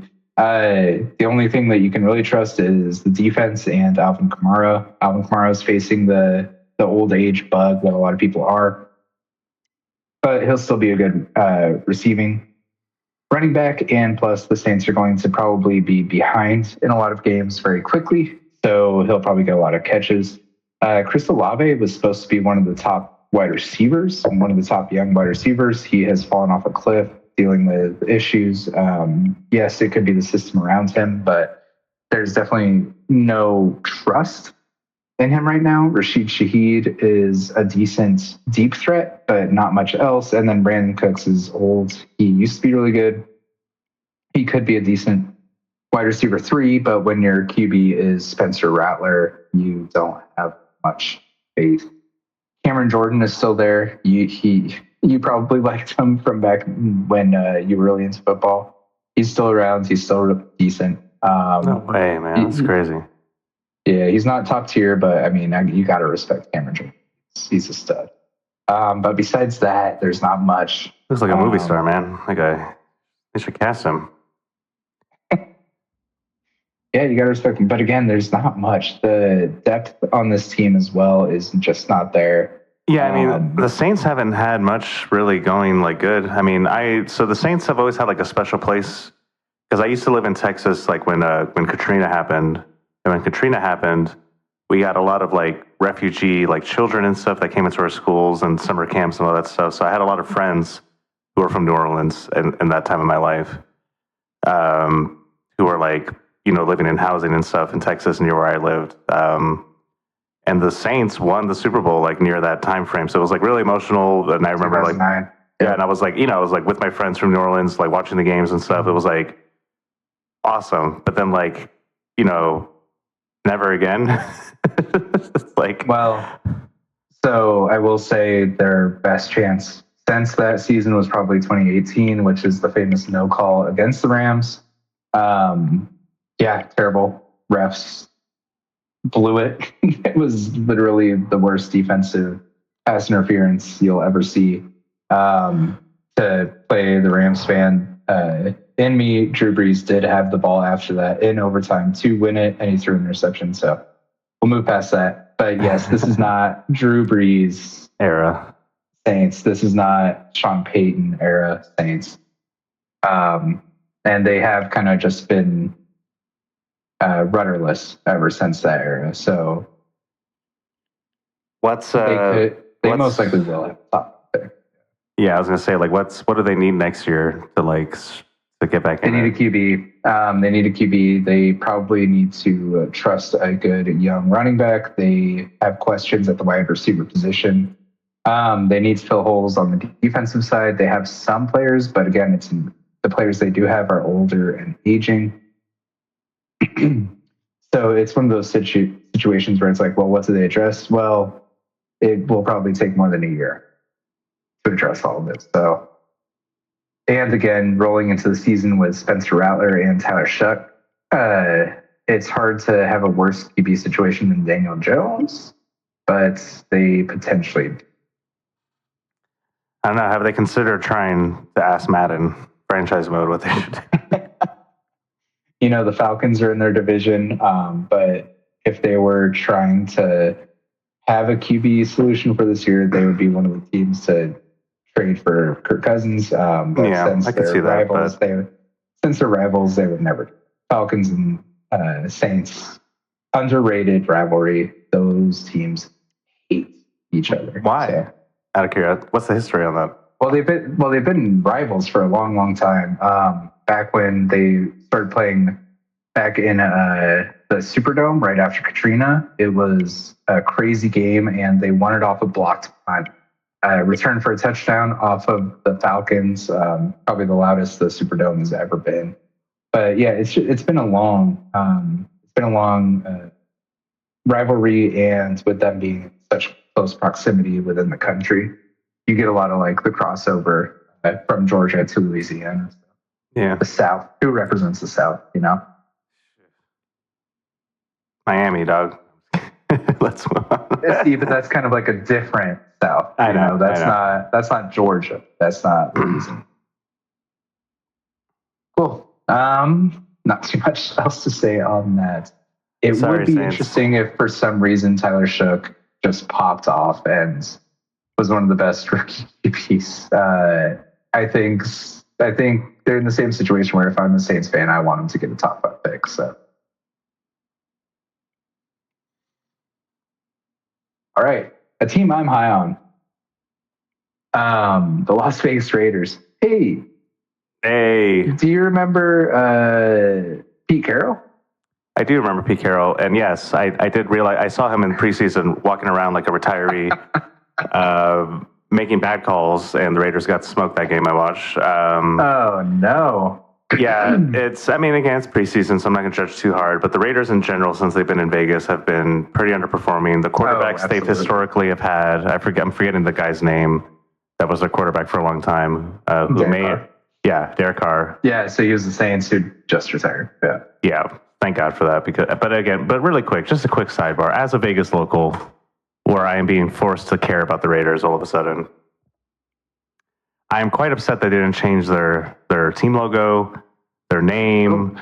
They didn't even update the logo. No. What are you talking about? So this is the history side of me.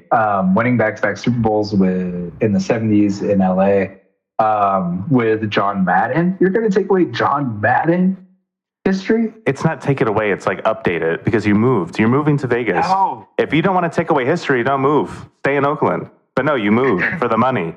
So what you need to do for the money? Put Raiders. I don't know, they could have put a playing card on his eye patch or something, like put a spade on there or like an ace or something, just to make it something small. Yeah, like an update. I'm not asking for a lot here, but they just kept it exactly the same. The uniforms are the same, everything's the same. All we did was just give them a whole new stadium.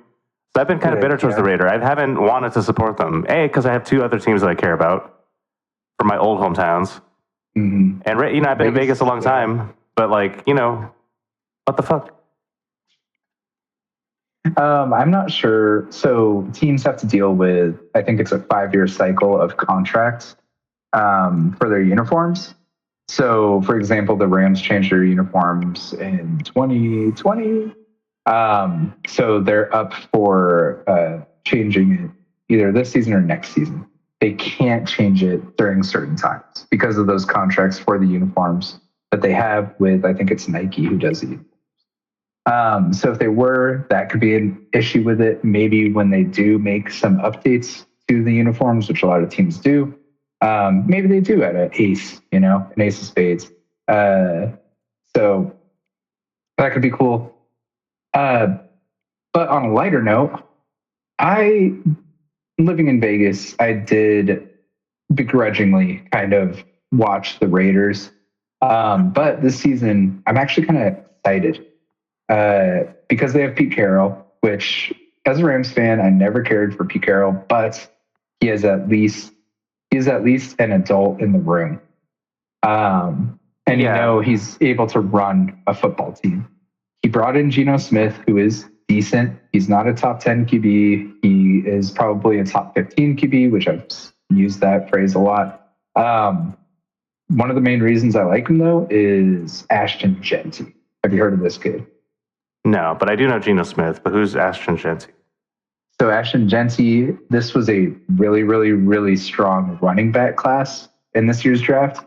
Ashton Jeanty was the number 1 undisputed running back in that class. He was picked 8th overall by the Raiders. He's the best running back prospect since Bijan Robinson, who was a freak. Ashton Jeanty's kind of that same way. He has an extremely low center of gravity, really, really hard to tackle. He has nasty attitude, like in interviews and everything. People were talking like, why should somebody draft a running back so early? And his response was, this is tackle football. Draft the guy you cannot tackle. So I like that attitude. He's 5'8", 210 pounds. He already trucked somebody in the preseason. They have arguably the best tight end in the entire NFL, and Brock Bowers. He was the number 1 fantasy receiver. He's probably going to be the number 1 fantasy receiver again. He made a disgusting catch in the preseason game last week. like awesome. Oh, no. Yes. Actually, I got super freaking hype, actually, because I was watching the preseason game and I saw him truck that dude. And I was like, who the fuck is that? He's huge. He's tiny, but he's huge. He's like 5'8", thick. 210. But he's thick, dude. He's thick. No, I'm excited for him. No, I'm excited for him. No, he was hardcore to watch, actually. It reminded me of Marshawn Lynch, sort of, because like the braids and everything, and seeing Pete Carroll on the field, and seeing Pete Carroll right there getting all excited. I was like, oh my God, what's happening right now? Yeah, I could see that. But then on the defensive side, one of my favorite defensive players, Max Crosby. Just this. Yeah, Crosby. Yep. This guy who's just completely tatted up. He smokes cigars in the locker room after games. Like, he's got that attitude to him. Their defense should be pretty decent. Nothing crazy, but I think overall this team is going to they make the AFC West tough because they should be the worst team in the AFC West. You got the Chargers, you got the Broncos, you got the Chiefs. It could be an NFC North situation from last year where the worst team is 7-10. I could see them having a winning record too, though. I could easily see that. Having good football. If I'm an AFC West fan, watching every single one of those games, I probably will watch all of them, and I'm not a AFC West fan, so that'll be fun. No, I'm actually going to try to watch the Raiders this year. The fact that Carr is not the quarterback and stuff like that makes me excited. I was just so sick of seeing that. But I mean, I'm going to call this out though. You may or may not know this. You probably do. But Pete Carroll was involved in some shady business in college. In the same, I can't remember the college, but the same college that Reggie Bush was in. Yeah, and Reggie Bush got caught out for it and got in trouble, and Pete Carroll just. They took away that. Yeah, I know. They didn't take away their championship, though. So, or did they? I don't know. And forget. All I know, I watched a documentary a long time ago, and I was like, Pete Carroll, you dirty birdie. I did use that as a arguing technique to all the Seahawks fans that I argue with. So, you know what, Pete Carroll, blah, blah, blah. Yeah. So I don't know if we can trust him as Vegas, but it's a good sign. To your points with Derek Carr, there's a term that people use called being a progress stopper. And that is kind of the term you use for somebody who is decent, but they're kind of holding you back from taking that next potential step. Yeah, no, that's exactly the way I thought of him, because like he was too good to just like let go, but he wasn't good enough to pay for and all that stuff. Like Daniel Jones with the Giants, perfect example of a progress stopper. Yeah. I will say, watching Geno Smith and all those Seahawks-Rams games last few years, he kind of fits that mold as well. He could carry you over the hump, he could carry you over the 500. I don't think he's going to be the one to win you a playoff. So I wouldn't tie yourself to Geno Smith for multiple years. There's a good chance if they don't do too well. I like Jacoby Myers as wide receiver, by the way. If they end up with a top QB, I could see next offseason being the offseason of the Raiders. Everybody's like, oh, this is it. They got the QB. They got Ashton Genty. They got Max Crosby on defense. They got Brock Bowers. They got Jacoby Myers. I could see next offseason being really the hype starting to build. Yeah, well, Vegas sports, they have this magic to them with the new teams. So yeah, I could see something popping off soon, if not this year. Go Aces. Go Aces. Yeah, no, I'm saying the Knights had their moment, the Aces, not to turn this into other sports, but yeah, no, I mean, yeah, that's what I'm saying. Vegas has a quality to it. But I think where the Raiders fucked up is that they didn't update their logo or anything to represent Vegas. So that's where they broke the magic. The Knights and Aces are homegrown compared to the Raiders. Exactly. That's what's always bugged me about them. We'll see how the Aces go. We'll see how the Athletics. The baseball. Fuck baseball. Don't ever talk about baseball again. Hey, go Mariners. Anyways, the New York Football Giants. Madden. The Madden run team. I'm going to root for them this year, just for that. The Madden run team? What are you talking about? Didn't you say they were the one their GM was making picks? The Raiders. Oh, no. That's the Jets. Sorry, what'd you say? What team? Sorry, I might just be getting tired. The Jets. The New York Jets. Yeah, that's what we're talking about, right? The New York Football Giants. Oh, Giants. Sorry, I heard New York and my brain got excited. My bad. The Giants have questions. The Saints, the Colts, the Giants.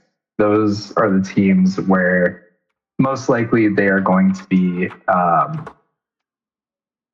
looking down the barrel of the top 5 pick. Yes. One of the main reasons is that progress stopper where they gave Daniel Jones way too much money. They couldn't pay Saquon Barkley. Saquon Barkley's having the time of his life in Philadelphia. They still have a lot of holes to fill. They did draft a young stud in Malik Neighbors with a lot of questions around QB last year. He still had 100-plus yard catches. People are already calling him a top 6 wide receiver in the NFL. He is just able to get that separation. He has that twitch. He's quarterback proof, it looks like, which is rare with wide receivers. So yeah, it's just. So sorry, who did they overpay? Daniel Jones. Daniel Jones won a playoff game. They gave him $40 million. They couldn't pay Saquon $15 million a year. So they let Saquon go. He signs with the Eagles and wins the Super Bowl. Yeah. And he's the cover of Madden, etc. Yeah, but that's bad. Become the cover of Madden, don't you know? I am not buying into it this year. Knock on wood.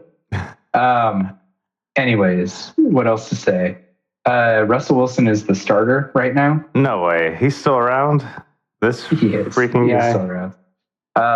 I guess he's not that old. He's not. He's not as old as I thought, He's up there, yeah. Russell Wilson is probably not going to last the entire year. They drafted somebody with the 19th overall pick, Jackson Dart. Great name for a QB. Does he throw darts? Does he throw darts? Yeah. He's looking good in the preseason. He will most likely be the starter by the end of the season. He wasn't a great prospect coming out, but he could be good. We'll see. He's kind of a question mark, so it's not like it blocks them from drafting a QB next year if they end up with a top 5 pick, right? Like if they're there and Arch Manning's there, they will probably still draft Arch Manning, even though they have Jackson. My Arch Manning character. People are talking about him a lot. Winter is coming. Like, I swear to God, this guy better be good. It's true. Hey, trust me, that's what a lot of people are feeling like. My friend would kill me if I didn't mention that Jameis Winston is on this team. Winston? There's no way. Yeah. How is Winston? How old is he? My Giants fan friend, he just wants Jameis Winston to start, and he wants him to throw 40 touchdowns and 40 interceptions. He wants embrace the chaos of Jameis Winston. I keep telling him he doesn't actually want that, but to each their own. Tyrone Tracy, I like him at running back. They did draft Cam Skattebo. A lot of people like Skattebo. I'm not as high on him just because he is extremely slow. He has like a fullback speed, and watching his tape, I just didn't see that it factor. But he was drafted in like the 4th round. Some people think he could start by the end of the year. I like Tracy more than that. Tyrone Tracy is a converted wide receiver into a running back, which makes him an exceptional pass catching running back. Like I said, Malik Neighbors, again, he's the key of this entire offense. They have decent backups in Wan'Dale Robinson, Darius Slayton, Theo Johnson, a young tight end, decent O-line. Their defense is really what might make them annoyingly good and play themselves out of that top 5 pick. They have Dexter Lawrence, Sexy Dexy, one of the best defensive tackles in the entire NFL. They have good pass rushers in Brian Burns. They have Kayvon Thibodeau, who my dad hates. He's a diehard Giants fan ever since the 80s. He hates Kayvon Thibodeau. Thinks he gives up on plays.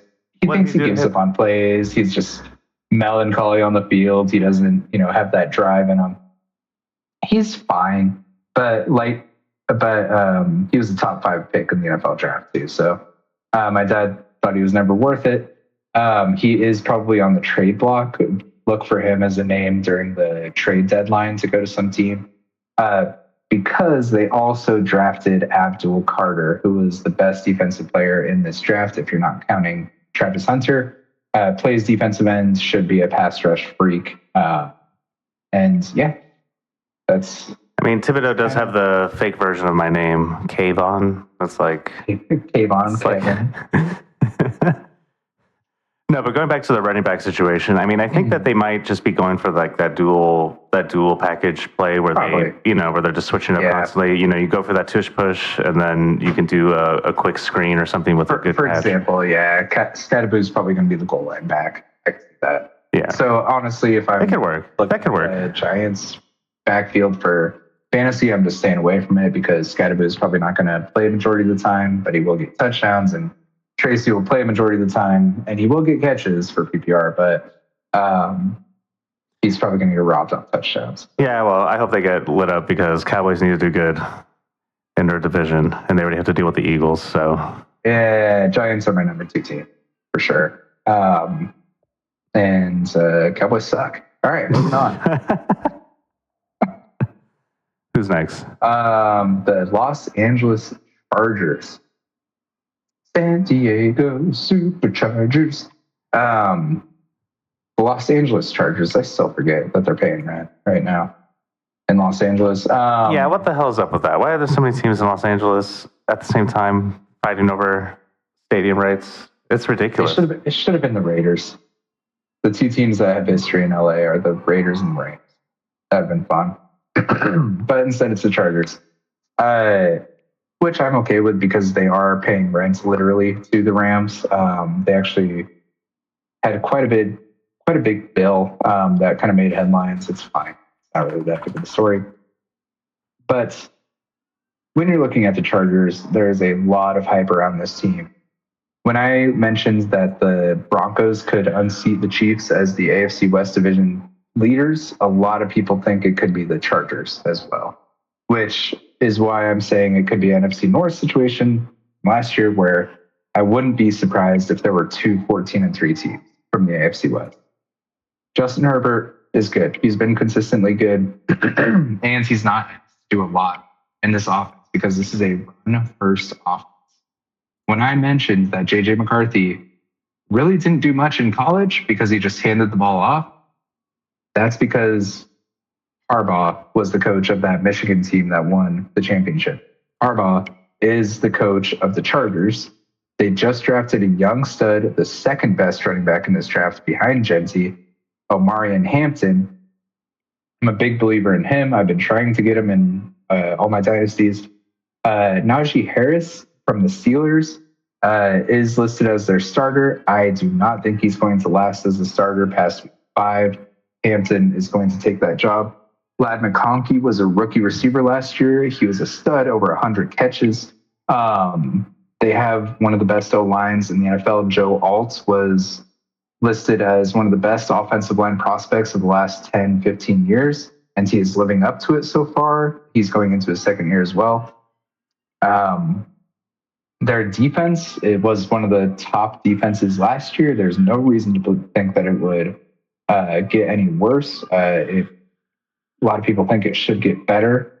So it's just a really solid team from top to bottom. You have the QB situation figured out. You have the running back situation figured out. Wide receiver position figured out. Offensive line pretty much figured out. Tight ends is maybe the weakness on offense, but if that's your weakness, then you're cooking. Damn. Yeah, I don't recognize this Chargers team at all, so I'm just going to have to watch and find out. I could see that. I don't have any. Yeah. It's a lot of new names. No hot takes on this team for now, but we'll see. I mean, if I have to pick one team in LA, it's always going to be Rams. So with that alone, Chargers get wrecked. And also, I want the Raiders to do good this year, so also get wrecked Chargers for that reason. Was there anything else you wanted to cover on the Chargers before we move on? That's pretty much it. Be excited. Chargers are a snake-bitten franchise. There will be something dumb that happens probably going into the playoffs where Chargers fans will say, of course it's going to happen. So. Poor Chargers. Yeah. the Eagles. Did you watch this Saquon Barkley hurdle video? No. Pull it up right now as I start to talk about it. Okay, look up just Saquon Barkley backwards hurdle. Just look it up and watch that. So I'm going to talk about the Eagles real quick. I typed in Saquon and the rest was Barkley hurdle. Yeah, it's disgusting. It's one of the best plays I've ever seen. Jalen Hurts, they have the QB situation figured out. He plays his best in the biggest games, which is what you want. Saquon Barkley, arguably the best running back in the NFL. He is going to continue to ball out. I am not about. Oh my God. Yeah. That's an all-pro. Disgusting. Madden all-pro setting. Yeah, that's the cover of Madden. Is him midair. There's a great shot. There's a great shot of the sideline of his teammates reacting to it, and it's literally that meme where like people are grabbing their face, like, "Oh my God!" Embarrassment for that defender. Just how it was like a sixth sense. It was like a spidey sense that Saquon had hurdling over that guy. Oh man, no, that's just the power of drilling, man. That shit just gets instinct. Yeah, so talking about best wide receiver duos in the NFL, A.J. Brown and Devonta Smith is in that top 5 category. Devonta Smith is the Slim Reaper. Great nickname because he's like 165 pounds. Great nickname. Their offensive line is arguably the best offensive line. Well, we'll see how the tush push is without Jason Kelsey. Their defense is dumb. How is it so deep? They have second and third stringers that would be first stringers on majority of teams. Jalen Carter is athletic freak that they have at the defensive line position. One reason that they get talked about like this is because NFL draft grades will come out, right? And they'll say, oh, Jalen Carter is the best defensive player in the NFL. Oh, he has kind of some personality issues, maybe.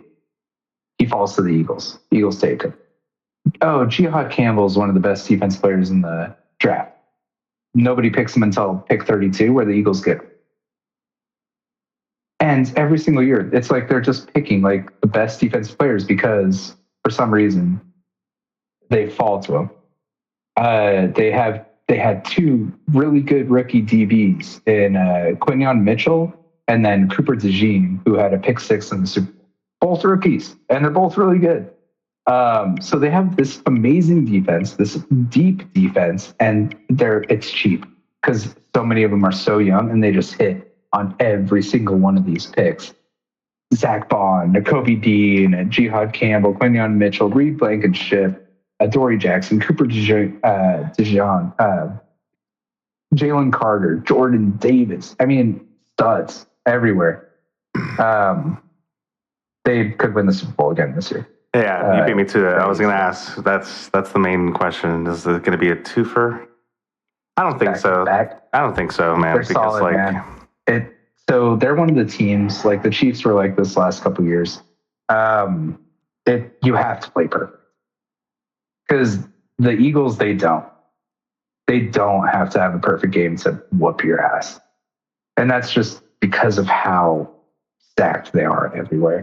And it's not like they're losing key positions. They still got Jalen Hurts. They still got Saquon Barkley. They still got A.J. Brown. They still got that offensive line. They still have that defense. So where's the hole? There's not.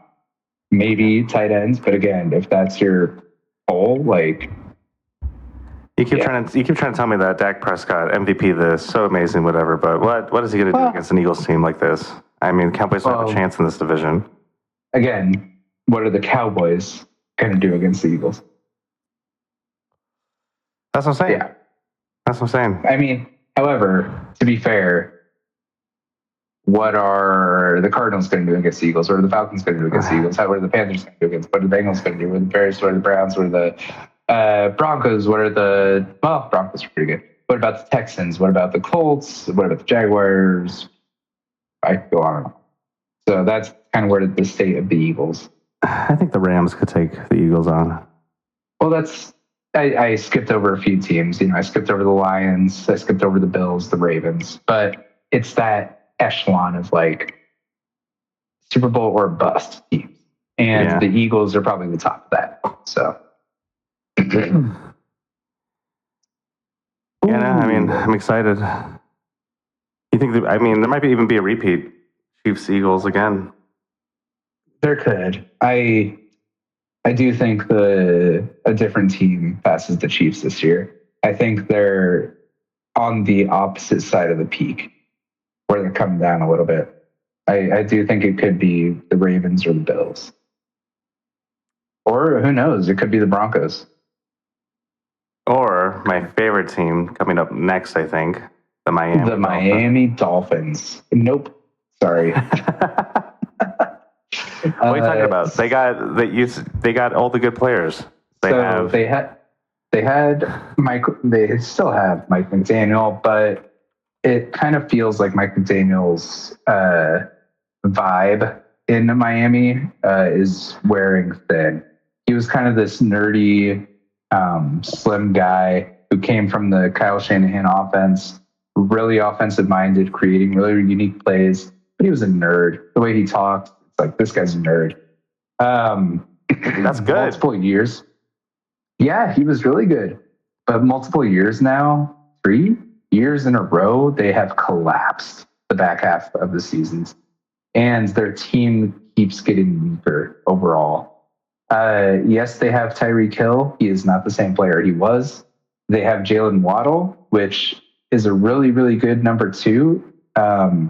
But there's just that something missing. And one of the things that really keeps detracting from this team is Tua Tagovailoa. What the fuck did you just say? So Tua Tagovailoa. Tua Tagovailoa. Listen to Trump say his name. It's hysterical. But Tua Tagovailoa. But anyways, Tua has been nearly dead on the field multiple times. The man keeps having concussions. Nobody wants him to keep playing. Go take care of yourself, man. He says, well, I love the game. And he just gets a concussion the next play. So, damn. He has too many concussions. He is really good. He was an incredible quarterback prospect coming out of college. There was even a Tank for Tua campaign by multiple teams. But he has never really shown that top 10. Well, he has shown the top 10 potential, but he can never stay healthy. And the Dolphins collapse. Well, is that because the Dolphins' O-line is just not protecting him enough? Like, is he just getting lit up every game, or what? The Dolphins' O-line is not good either. Yeah, however, that's how you get a bunch of concussions. It is also partially on Tua for holding onto the ball too long. That's one of his main drawbacks. So, what the vibe is this year is this is when it's going to be a complete collapse and when they're going to have regime change. Oh my God. You're telling me they're going to have not a Super Bowl run this year? I don't think so. Not many people do, because their defense also isn't really it this year either. They have Minka Fitzpatrick, who's decent. They have Bradley Chubb, who is good, but can't stay healthy. They have Chop Robinson, but he's still just really young. They have Matthew Judon, who I think is past his prime. But besides that, it's rough out here for Dolphins fans. And nothing new, man. I think it's been rough to be a Dolphins fan since I've been born. It's been a little rough. My wife's a Dolphins fan. She always I didn't know that. She always says she picked them because she likes Dolphins. That's a good reason. Classic reason. But me being the history nerd, she was like, "Well, did you know that the Dolphins are the only team to have a perfect season?" Yeah. Did you know that, Thor? Did you know that? Which the Patriots should have that record because they won more games, even though they didn't win the Super Bowl. Anywho, they also had back-to-back years where they went 22 games straight without losing. Was it a perfect record? What was a perfect record? No. It wasn't a perfect record. So the Dolphins get Devon A-Chain is a top 5 fantasy running back when healthy. He's already hurt. He's a smaller running back, so he's been dealing with that. Tyreek Hill is questionable right now. He's been dealing with injuries too. It just does have that feeling where like, oh, they need to change. Well, if they get number 1 draft pick, what if Mr. Manning version 2 goes to the Dolphins? I don't think they would be that bad. They could be. I do kind of have that feeling that they are going to implode, but I don't think they would be number 1 overall pick. Bad. Plus, Tua is too good when he's healthy. He's not like a Daniel Jones. He is way better than Daniel Jones. He's way better than that level. So if they did end up with that pick, they would probably try to trade Tua for all that they could get. Like as a Rams fan, if McVay got Tua, yes, I'd be worried about his injury history, but like I'd love to see Tua with McVay. That'd be great. Again, I think Tua is just getting lit up by not having the right O-line. You can blame him for holding the ball for too long, but how long is he should be expected to be able to hold the ball? You know what I mean? Yeah, it's also just the way he falls, man. I mean, his head just bounces off the turf. I mean, I know it sounds weird hearing this, but like anybody who knows football, it's like there was one year where he got a nasty concussion. He did the crutch pose. What is that called? Fencing position. When people have traumatic brain injuries where your like arms kind of stiffen up. Yeah. And like I've seen it in UFC. He had that on the field. And later that year he's back. And everybody like on Twitter and everything's like, man, come on, retire. Don't do this to yourself. And then he gets another concussion, dude. It's just like he's got the Tony Romo. I mean, Tony Romo was like that. Tony Romo was always getting like super hurt, and then would just like shove back up. Not that bad, because it's not anything else really. It's just concussions. It's just his head. That's amazing. Yeah. Does he get a award for that or something, like an NFL stat? I mean, it's the comeback player of the year award has kind of been abused recently because it's been for people who like just suck and then they're good again. But I mean, it could be Tua. Who knows? All right. Any other questions? I'm rooting for you, Tua. Is it too late to rescind my bet that the Dolphins are going to win the Super Bowl? I think I put that in already. I will say there was also a string where he can fall into bad habits of turning the ball over. So his name is Tua Tagovailoa. Haters will say Tua turn the ball over. Oh my god. So that's my next rap song, dude. I'll throw that out there. All right, we can skip the next one. I'm kidding. It's the San Francisco 49ers. Hey, I like the 49ers. They got historically great. Yeah. They do have history. How can you hate on Jerry Rice? How can you hate on Joe Montana? I hate on Steve McNair. Steve McNair's great. This team is really, really good. Really quick, why did they get rid of the Jimmy G? I thought they were having like a good time when he joined that. They had a Super Bowl run. It's kind of comparable to the Rams Goff situation, except Garoppolo never had the highs. So if you have a QB who's overthrowing your receivers in the Super Bowl, where you can point to particular throws that are 100% the QB's fault, and if they had made that throw, you would have won the game. Looking at you, Jared Goff, missing Brandon Cooks wide open in the end zone. Jimmy G had that exact same thing where there was a receiver running downfield in the fourth quarter, wide open. He overthrew him. He was never that QB. He was going to take him to the next level.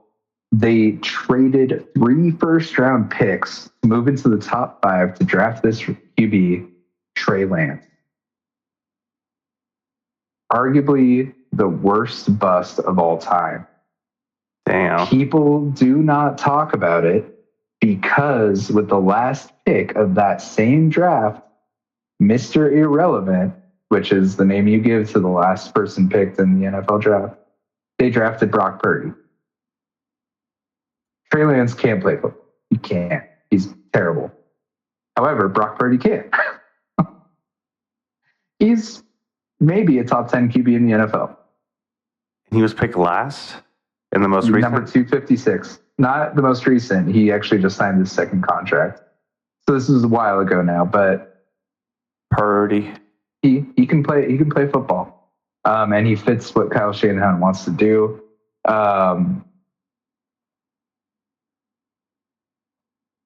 So looking at the rest of the team, there's questions. Christian McCaffrey, hurt last year, hasn't looked himself. When he did come back last year, he did not look himself. If he's healthy, he could be a top 5 running back in the NFL. He could win people fantasy leagues. Some people are still drafting him like 10th overall. I'm not touching him because of my girly history. That's a funny sentence. But I'm a man. But I've just seen it before where something happens and it's over.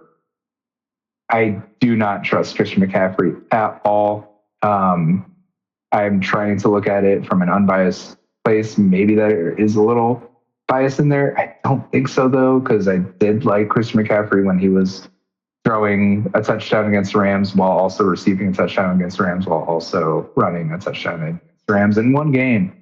So, maybe there is some juice left in him. I don't think so, though. Brandon Ayuk has not looked like himself ever since he signed a big contract as their number one wide receiver. Right before he signed that contract, he was looking extremely good. Some people were saying he was going to take the next step to be one of the best receivers in the NFL. He did look like that, but he signed the contract. He got hurt. He has not looked like that at all. Juwan Jennings actually was their most productive receiver last year. I like Juwan.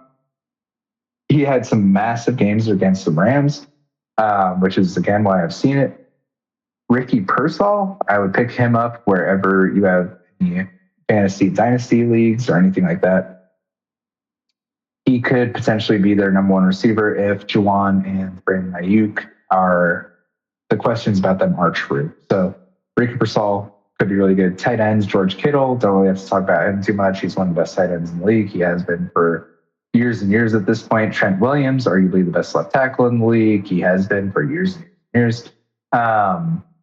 Their defense is good. It's part of the culture. Fred Warner, Nick Bosa.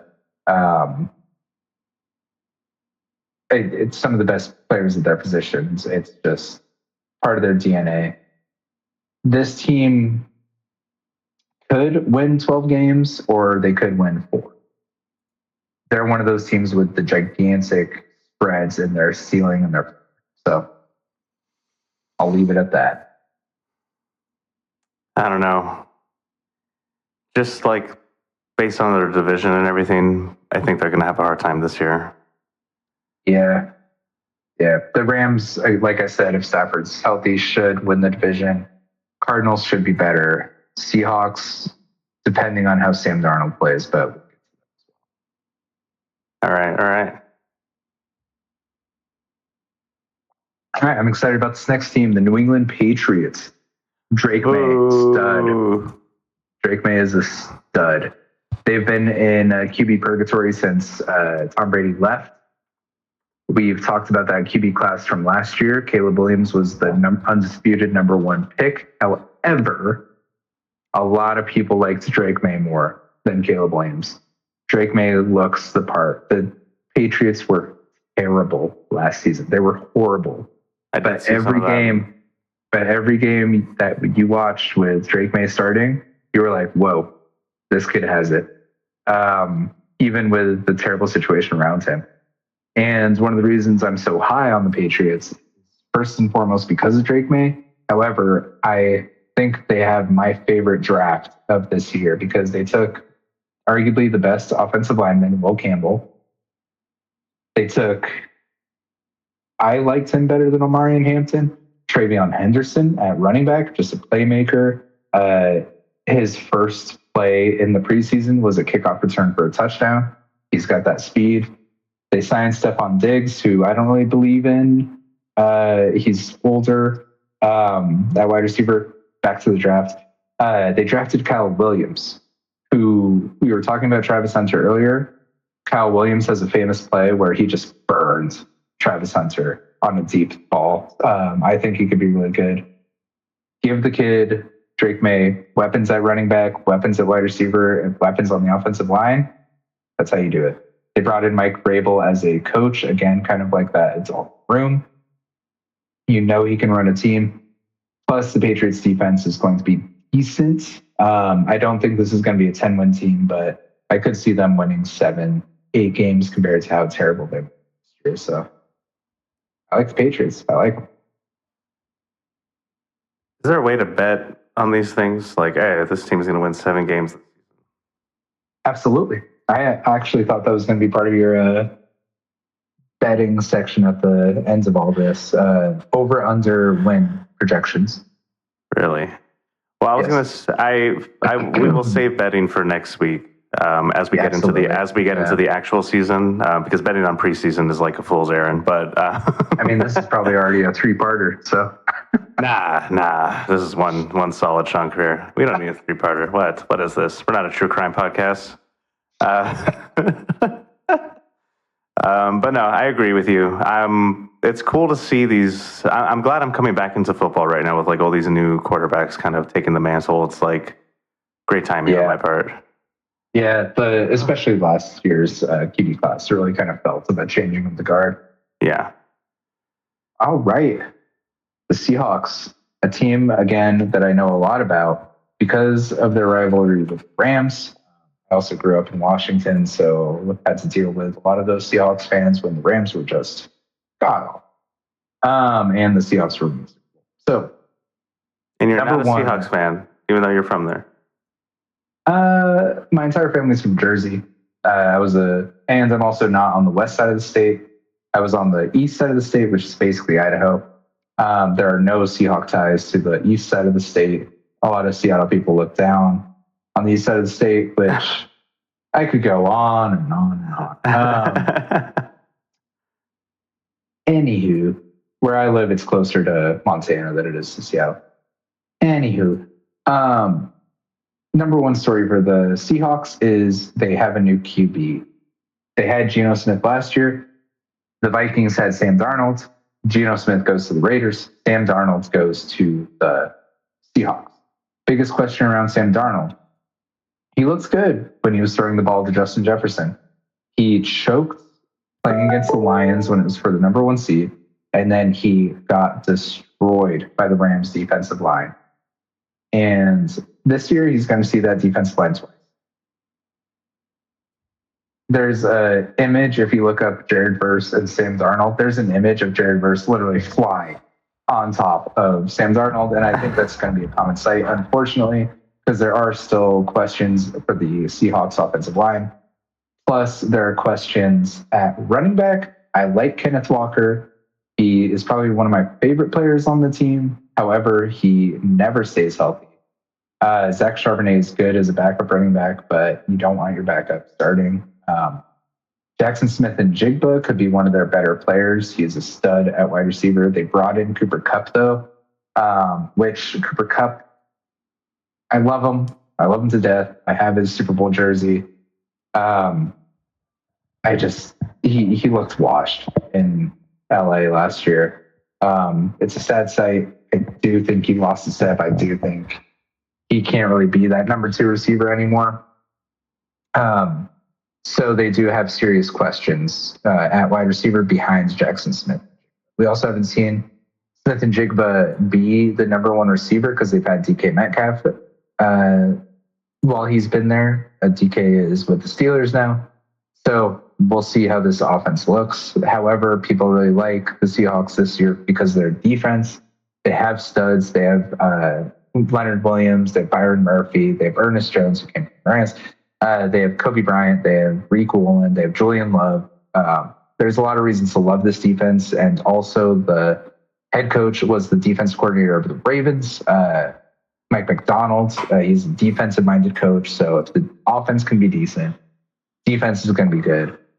You got to think they'll put up numbers, which, again, Doesn't bode well for the 49ers if there are questions there. Or the Cardinals. I was going to say, if I had to guess right now, I would say it would be between the Seahawks and Rams for the top. But I don't know. The Rams feel like they have a lot more figured out with the team. Well, and that's the thing, right? Is if it's Stafford healthy, yes, I'm picking the Rams. If it's Jimmy G all year, even with Jimmy G, I would still be confident with the Rams, man. That's just me. That's me putting my money on that. Like I'm confident with both. I think it's going to be both. I don't think Stanford's going to be there for the long run. But even with that being said, yeah. I would love to see Jimmy G. I think you said this already, but I'd love to see Jimmy G take out the 49ers in a big game. It would be a flex. Oh my gosh, if it was. Yeah. So what happened in 2021 was the Rams beat the 49ers. Yeah, I saw that game. Yeah. Go to the Super Bowl. If the scriptwriters hear me and it's Jimmy G beating the 49ers in the NFC Championship, wow. I will be heartbroken if it's Jimmy G losing the game for the Rams against the 49ers, which would also be poetic. But any other questions about the Seahawks? No, that was that was actually a really good overcap on them. Yeah, man. I'm excited for preseason because I just want to check out some of these people now. I'm never excited for preseason. Perfect. That's what it's here for. All right, the New York Jets. Yes, the Madden run. The Madden team. Okay, I'm rooting for them, dude. I am rooting for them. How they look? Well, this is a different team since that because that was last season's headline. Okay. So I mentioned it earlier. The Lions. One reason to be concerned about them is because they lost their offensive coordinator Ben Johnson, the offensive-minded, inventive play caller, to the Bears. They lost their defensive coordinator Aaron Glenn to the Jets, the New York Jets. From everything we've seen in preseason, it looks like, again, an adult in the room for this organization. It looks like he knows how to run an NFL team and how to do it well. There's a cautious optimism that they're going to turn around because they have been perennially bad. They've also had a revolving door at QB. They had dealt with Aaron Rodgers last 2 years. Jets fans did not enjoy that. Their current QB is Justin Fields. One knock on him is that he's a running back. That's a joke. He is probably one of the better running quarterbacks in the NFL, and he has done a lot of running, more so than any other QB. Majority of his play style, it does come down to like those read options, and he's not the most accurate passer. Those are my favorite. Yeah, he could be fun. Brees Hall is a really good running back, top 10 running back. Garrett Wilson is a really good receiver, maybe a top 10 receiver. So they have weapons. They drafted Mason Taylor. Like I said, really good tight end class. Tyler Warren, number 1, Colson Loveland, number 2, Harold Fannin or Mason Taylor, probably number 3 in that tight ends class. So, build an offense. And then you have a defensive-minded head coach with a really good defense led by Sauce Gardner and Quentin Williams. Sauce Gardner, gotta love that name. One of the better DBs in the league. Quentin Williams, one of the better defensive linemen in the league. So there's reason to be hopeful, but I think the over-under for this team is like 5.5. I think that's right. I think that's where it should be. So. Did you already mention who their middle linebacker was? Out of curiosity. Middle linebacker. So they have Jamian Sherwood, my bad.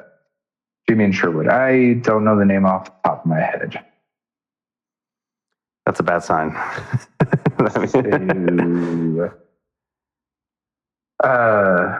Weak side linebacker, they have Marcelino McCrary Ball.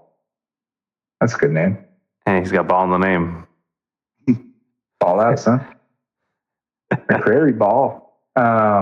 Yeah, I mean, out of the top defense players, they do kind of. So it looks like positions. Yeah, that's what I was kind of like getting at, because it doesn't seem like they had anything shining out for me. So it looks like in this division, the Bills are probably going to take it. Dolphins may or may not be able to beat the Jets and or Patriots, but I mean between the 3 other teams besides the Bills, I think it's going to be the Patriots. They're probably going to be the most sound. The Dolphins could collapse. The Jets are the Jets still. They still need some building. So More Madden time. Yeah, I mean, yeah, you could use the Jets to build up instead of the Browns. Yeah, no, I'll do it. I'm about to Pretty reasonable. I'm about to pick up Madden right now. Madden 26. And you're gonna look at the cover and be like, I've seen that play. I've literally been watching that play on repeat for like 30 minutes at this point. A lot of people have, man. It's disgusting. As we've been talking, I've just been clicking the freaking repeat button on YouTube. I mean, it's hard to believe. No, it's amazing. All right, enough about that. All right, the Tampa Bay Buccaneers. Hey, remember when we were talking about Baker Mayfield 3 hours ago? Yeah, totally. Baker Mayfield is a Buccaneer, and he is balling out. So a quick rundown on Baker Mayfield's career. He never could get over the hump with the Browns. Organizational dysfunction, you always saw a glimmer of what he could be. He leaves the Browns. He signs with the Rams mid-season because they're having that injury-plagued season like I was telling you about. Baker Mayfield arrives in LA. They're playing a Thursday night game against the Raiders. He arrives on Tuesday. He learns a few plays. They play the Raiders on Thursday night. They are not having a good season. Baker Mayfield is down by like 5 points with less than a minute left, and he has to drive 80 yards for a touchdown. He does it. He throws a dot with like 15 seconds left, fresh off the plane to win the game for LA in prime time. A lot of people say that revitalized his career, spending time with McVay. Stafford comes back. They don't need Baker. They send him off to Tampa. He's thriving. He's a top 10 QB. Easy. He could be a top 6 QB. Some people argue right after that top tier of like Mahomes, Lamar, Burrow, Allen. Some people are like, why not Baker Mayfield? Why not? Why not him? And he was the first replacement after Brady retired again. Oh, I think there might have been one QB. There might have been one QB in between them. But if there wasn't, it could have been straight Baker. I'm spacing on exactly the timing of that. But ever since Baker got there, he's been there one. And guess what? You're going to like this. Teddy Bridgewater, he is in the NFL. He's their third string QB. So he's not a high school coach. He was a high school coach. He was. They brought him back. I do know that for sure. He's back. Well, okay, so third string, that's good. He's still kicking. I mean, I know that he got hurt really bad on the Vikings, and I think that caused him to go on a downward spiral because of the injury was like really bad. I can't remember exactly what it was, but it was like horrific. I remember that much. It was like traumatic to watch. It was like a practice injury or something like that. Maybe. And then like he was never the same afterwards. But I've always been kind of like rooting to see him come back into like a first slot.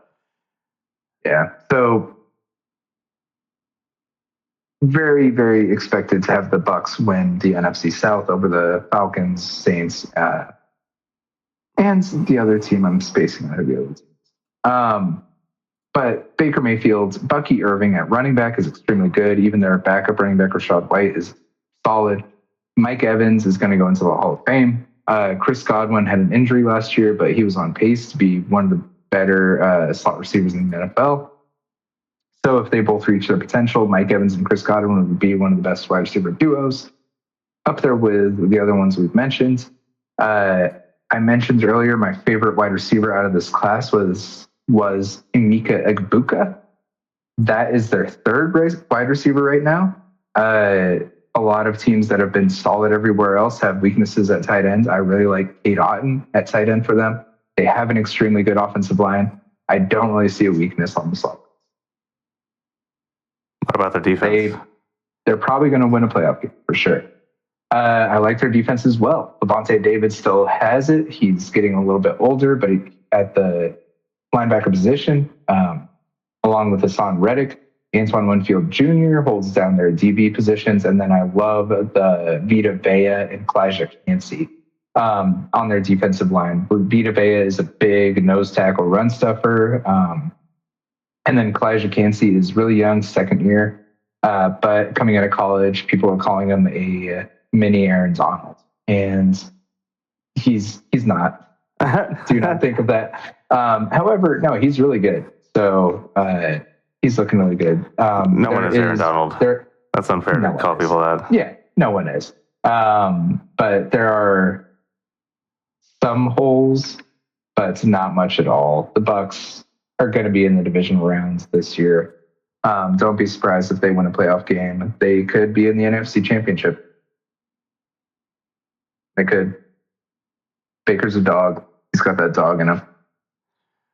He's got that dog like a bone like a dog. He won't let it go. Yes. Sorry, I mixed that all up. I'm crashing. We've been podcasting for a while. Yeah, no. We're going on 4 hours. Yeah. We're almost there. 3 teams. Yeah, don't worry. It's not actually 4 hours. It'll be shortened. Oh, it'd be great. It'd be great. The Steelers, they're dramatic this season. I honestly haven't paid any attention to the Steelers since the Roethlisberger era. All you need to know is they don't have a losing record. But they also don't win playoff games. So they'll probably go 9-8 this year, and people will be like, yeah, all right. This team is where Aaron Rodgers is. Aaron Rodgers just signed with them not too long ago. The entire offseason, Aaron Rodgers made the headlines about him. Is he going to sign? The Steelers don't have a QB. Reports are saying Rodgers is going to go to the Steelers. We're not sure yet. Practice is starting. Great. Aaron Rodgers finally signs after he had enough attention this offseason. They drafted a running back I like, Caleb Johnson. I think he's going to be the starter probably by week 5, kind of that area. Jalen Warren is their current starting running back. He, I think, will probably be more of a third down pass catching tight end as the season progresses. One of their big offseason moves was to bring in DK Metcalf. I do not. DK Metcalf, I watched him lose multiple games for the Seahawks because he was a diva saying, I'm not getting the ball enough, which led directly to them force feeding him, which would lead to a pick 6 because just behind DK Metcalf, they are rough at wide receiver. They have Robert Woods, who was good on the 2018 Rams. I think it was a little bit later than that, maybe the 2019 Rams. So they have Calvin Austin, who's young and didn't start last year. Pat Freiermuth is okay. They brought in Jonnu Smith, who had a good back half of last year. At tight ends, question marks around all of that.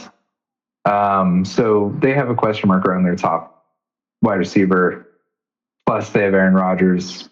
I don't think that's going to mix well. I think Rodgers will either be extremely frustrated or his age is going to catch up to him. It could be hurt. And then we're going to have Mason Rudolph starting games for the Pittsburgh Steelers. And somehow their defense is still going to help them win 9 games. Because, again, they do not have a losing record. It's just not going to happen. Well, I don't know. This is the first year with Aaron Rodgers. I mean, it could happen. But Aaron Rodgers has that quality that does that like miracle shit all the time. That's why I hate him, because he ruined the Cowboys' only good season. No, the Jets with Aaron Rodgers last 2 years were bad. Aaron Rodgers was on the Jets for the last 2 years? Oh, my man. Yeah, so the Jets had a really good team. All that. The Jets had a really good team, real quick.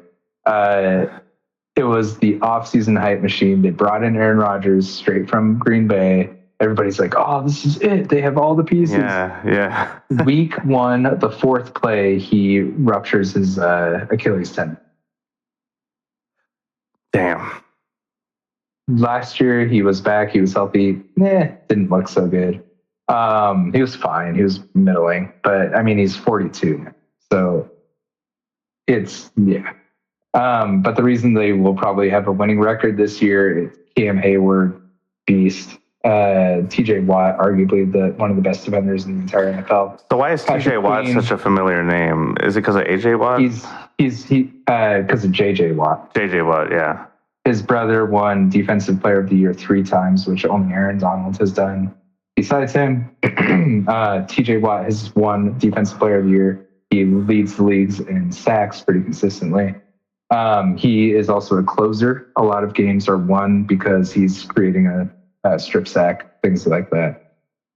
But opposite him is Alex Highsmith, who would be the number one rusher on majority of other teams. They are a crazy good tandem, plus Cameron Hayward in there, plus Patrick Queen at linebacker, plus they have Darius Slay at DB, plus they have Joey Porter Jr. at DB, plus they have Jalen Ramsey at that nickel position. So their defense is going to. So yeah, I hear your point about their guaranteed 9, basically. I'm going to put some bets in on this, man. This is good stuff.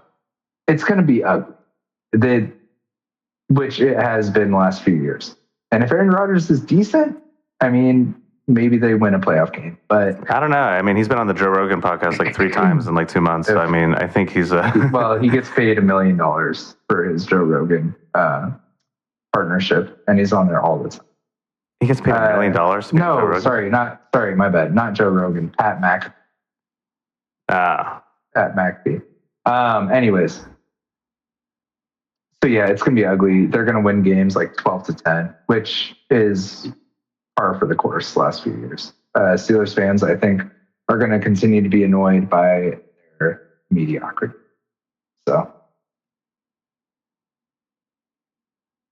But to go from that to the next team, Washington Commanders. Speaking of hype, the opposite of what Steelers fans are feeling. Commanders are saying it's our year. And there is one reason and one reason only. Do you have any clue? No. Didn't think you did.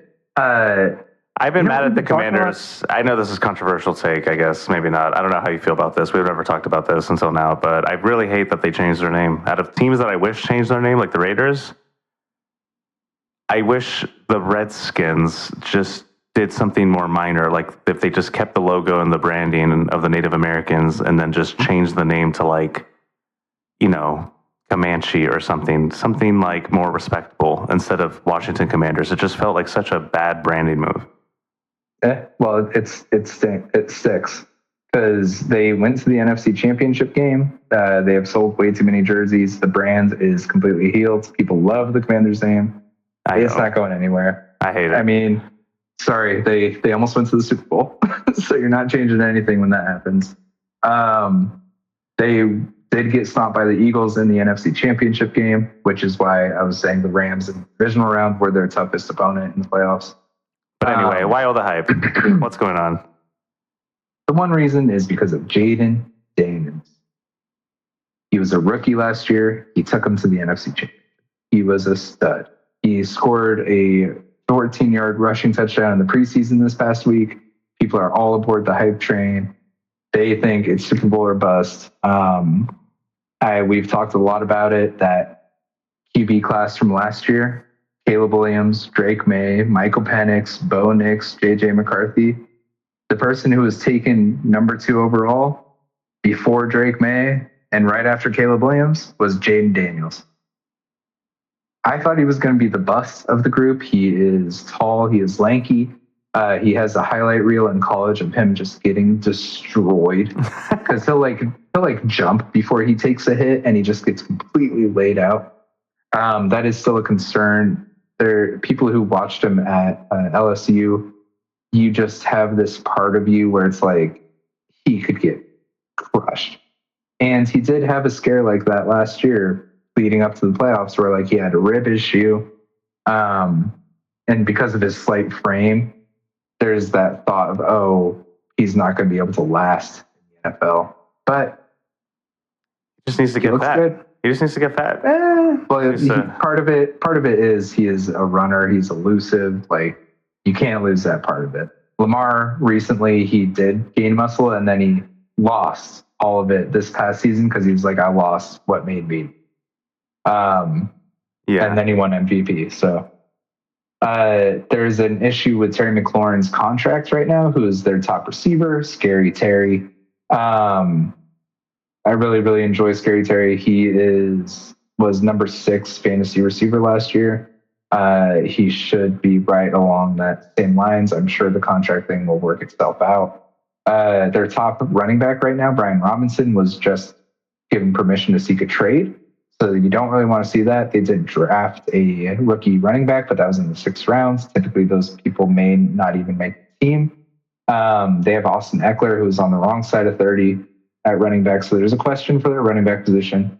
There's some questions at their wide receiver position. They have Terry McLaurin, Deebo Samuel, Noah Brown. Their offensive line is decent, and their defense is good, not great.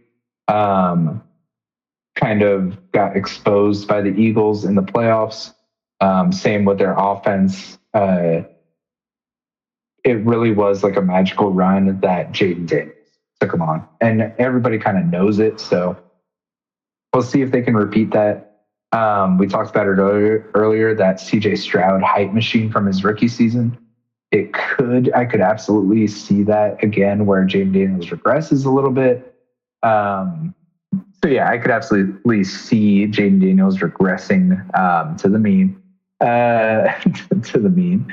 That's a joke for Reddit and nobody else.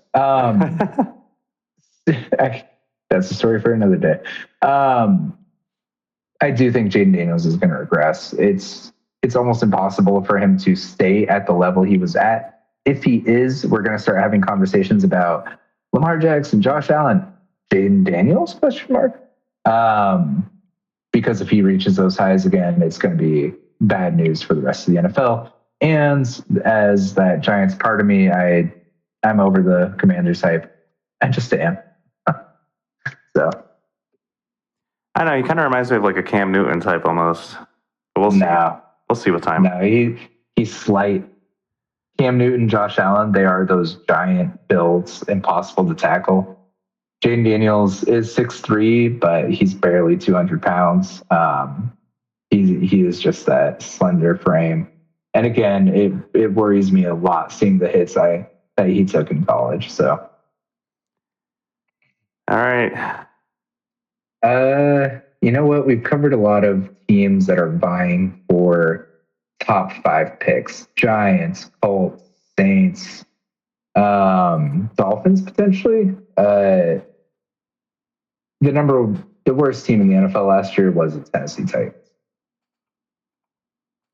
Remember the Titans. Remember the Titans. There was a stretch in the 2010s where I just forgot the Titans. I'm sorry, Titans fans, but I think a lot of you will agree with me that, yeah, you get it. They're not even coming up on Google right now. That's crazy. So we've been talking a lot about the last year's QB class, this year's QB class. A lot of the headlines go to Shedeur Sanders, the 5th round quarterback. They should not. The headlines should be going to Cam Ward. Put some respect on the Titans' name. Cam Ward looks good. He looks really good. I would be excited for Cam Ward as a Titans fan. I don't think they're going to win a lot of games. They probably won't win more than 5 or 6. But based off everything we're hearing from camp, Cam Ward looks the part. He deserved to be the number 1 overall pick. I was hoping that the Giants would somehow get him if he fell. Everybody knew the Titans were going to take him, though. Besides Cam Ward, Tony Pollard is an older, aging running back. He could still put up some numbers, but he probably won't be that good. Some people are saying Calvin Ridley's going to return to form with Cam Ward at quarterback. He could. A lot of people are saying sleeper pick in fantasy. Yeah, he could. He could have over 100 catches. But besides Calvin Ridley, you have Tyler Lockett, again, who is just an old, aging receiver. I mean, yeah, Super Bowl winner though, right? I remember he was good. He was good with with Russell Wilson, exactly. Yeah. On the Seahawks. Van Jefferson as their 3. He couldn't make the Rams roster, so he's your number 3. Their offensive line is actually probably one of their better pieces, but when it's just the offensive line that you have, it's not really. And they got Calvin Ridley. Man, I'm recognizing a lot of names on this roster, which is not a good thing because that means they're all old. Yeah, that's kind of where they're at. Their defense is probably going to be decent, though. So not too many names that you would recognize. The one name that you should recognize is Jeffrey Simmons. He is a beast. Simmons, yes. Oh, my God. That was like one of my number 1 picks I would always put on my Madden teams, actually. He's not that old. He still has quite a few good years left, I would say. There was some recent discussions about his contract in Tennessee as well. Sebastian Joseph Day was a former Ram. He's underrated. L'Jarius Sneed at DB came over from the Chiefs. He was one of their top DBs for those Super Bowl teams. Amani Hooker's it's good safety. So their defense would probably be better than their offense, but that'll just lead to a lot of defense putting in a good game, and then by the fourth quarter, the defense is tired and they can't keep up. So I could see that being one of the options, one of the more likely options as the season goes on. But again, the goal for this season for the Titans is to see if Cam Ward has got it. If he looks decent, kind of like how Drake May did for the Patriots this year, then it's a successful season. So, boom. Yeah, I'm not seeing it. Sorry, Titans. This might be another forgettable year. No. But yeah, it probably is another forgettable year. But again, like I said, if Cam Ward has like a 300-yard game, then that's it. That they won, you know? Yeah, they won the long game. Exactly. All right. Well, 32 teams. Book it. Done. We're done? That's all of them? Off the dome. Off the dome. Yeah, no, I mean, you really are an expert, man. You were going. Quite impressive, honestly. I think this was a great start of season review. We're only leading into preseason this weekend, so we're not going to be able to talk about any important games next week. But I think what can our viewers look forward to next week's episode? So next week's episode, I think we can really start to dive into. I think what you want to talk about, which is kind of making some bets, how I'm leaning towards those. I think we've proved with some of your takes that your gut feeling is probably something that you could trust. Plus, I got the magic. What I know. Plus, what I know about what to expect, like a Derrick Henry touchdown week 1 is coming. Book it. Oh, shit. But besides that gambling aspect of it, I think depending on the timing, we could start to look at week 1 matchups as well. I would love to start getting into those direct predictions and stuff like that as we get through into the season. But, we talked a lot, and I think we both are understanding that we like the history aspect. So I think some special episodes might be in store here and there. Maybe not at weekly, but, some special ones that we sprinkle in. Yeah, maybe if we are still doing this in the off season, I think that would be excellent content. Yeah, no, stuff like that, definitely. So if you guys are listening to this and enjoyed the podcast so far, again, this is our premiere episode, so your feedback is much appreciated. Any ideas, hot takes, you can let Thor know how wrong he is about the Dolphins. That'd be great. Absolutely. I'd appreciate the backup. But again, my name is Kevin, a.k.a. Dr.Otaku, a.k.a. Tiki Tekka, and really appreciate you guys listening. And Thor, I'll let you take it out before we stop the recording for today. Thanks for listening. Like and subscribe, all that generic stuff. My name is Thor, and thanks for listening. If you made it all the way, props to you. Aye.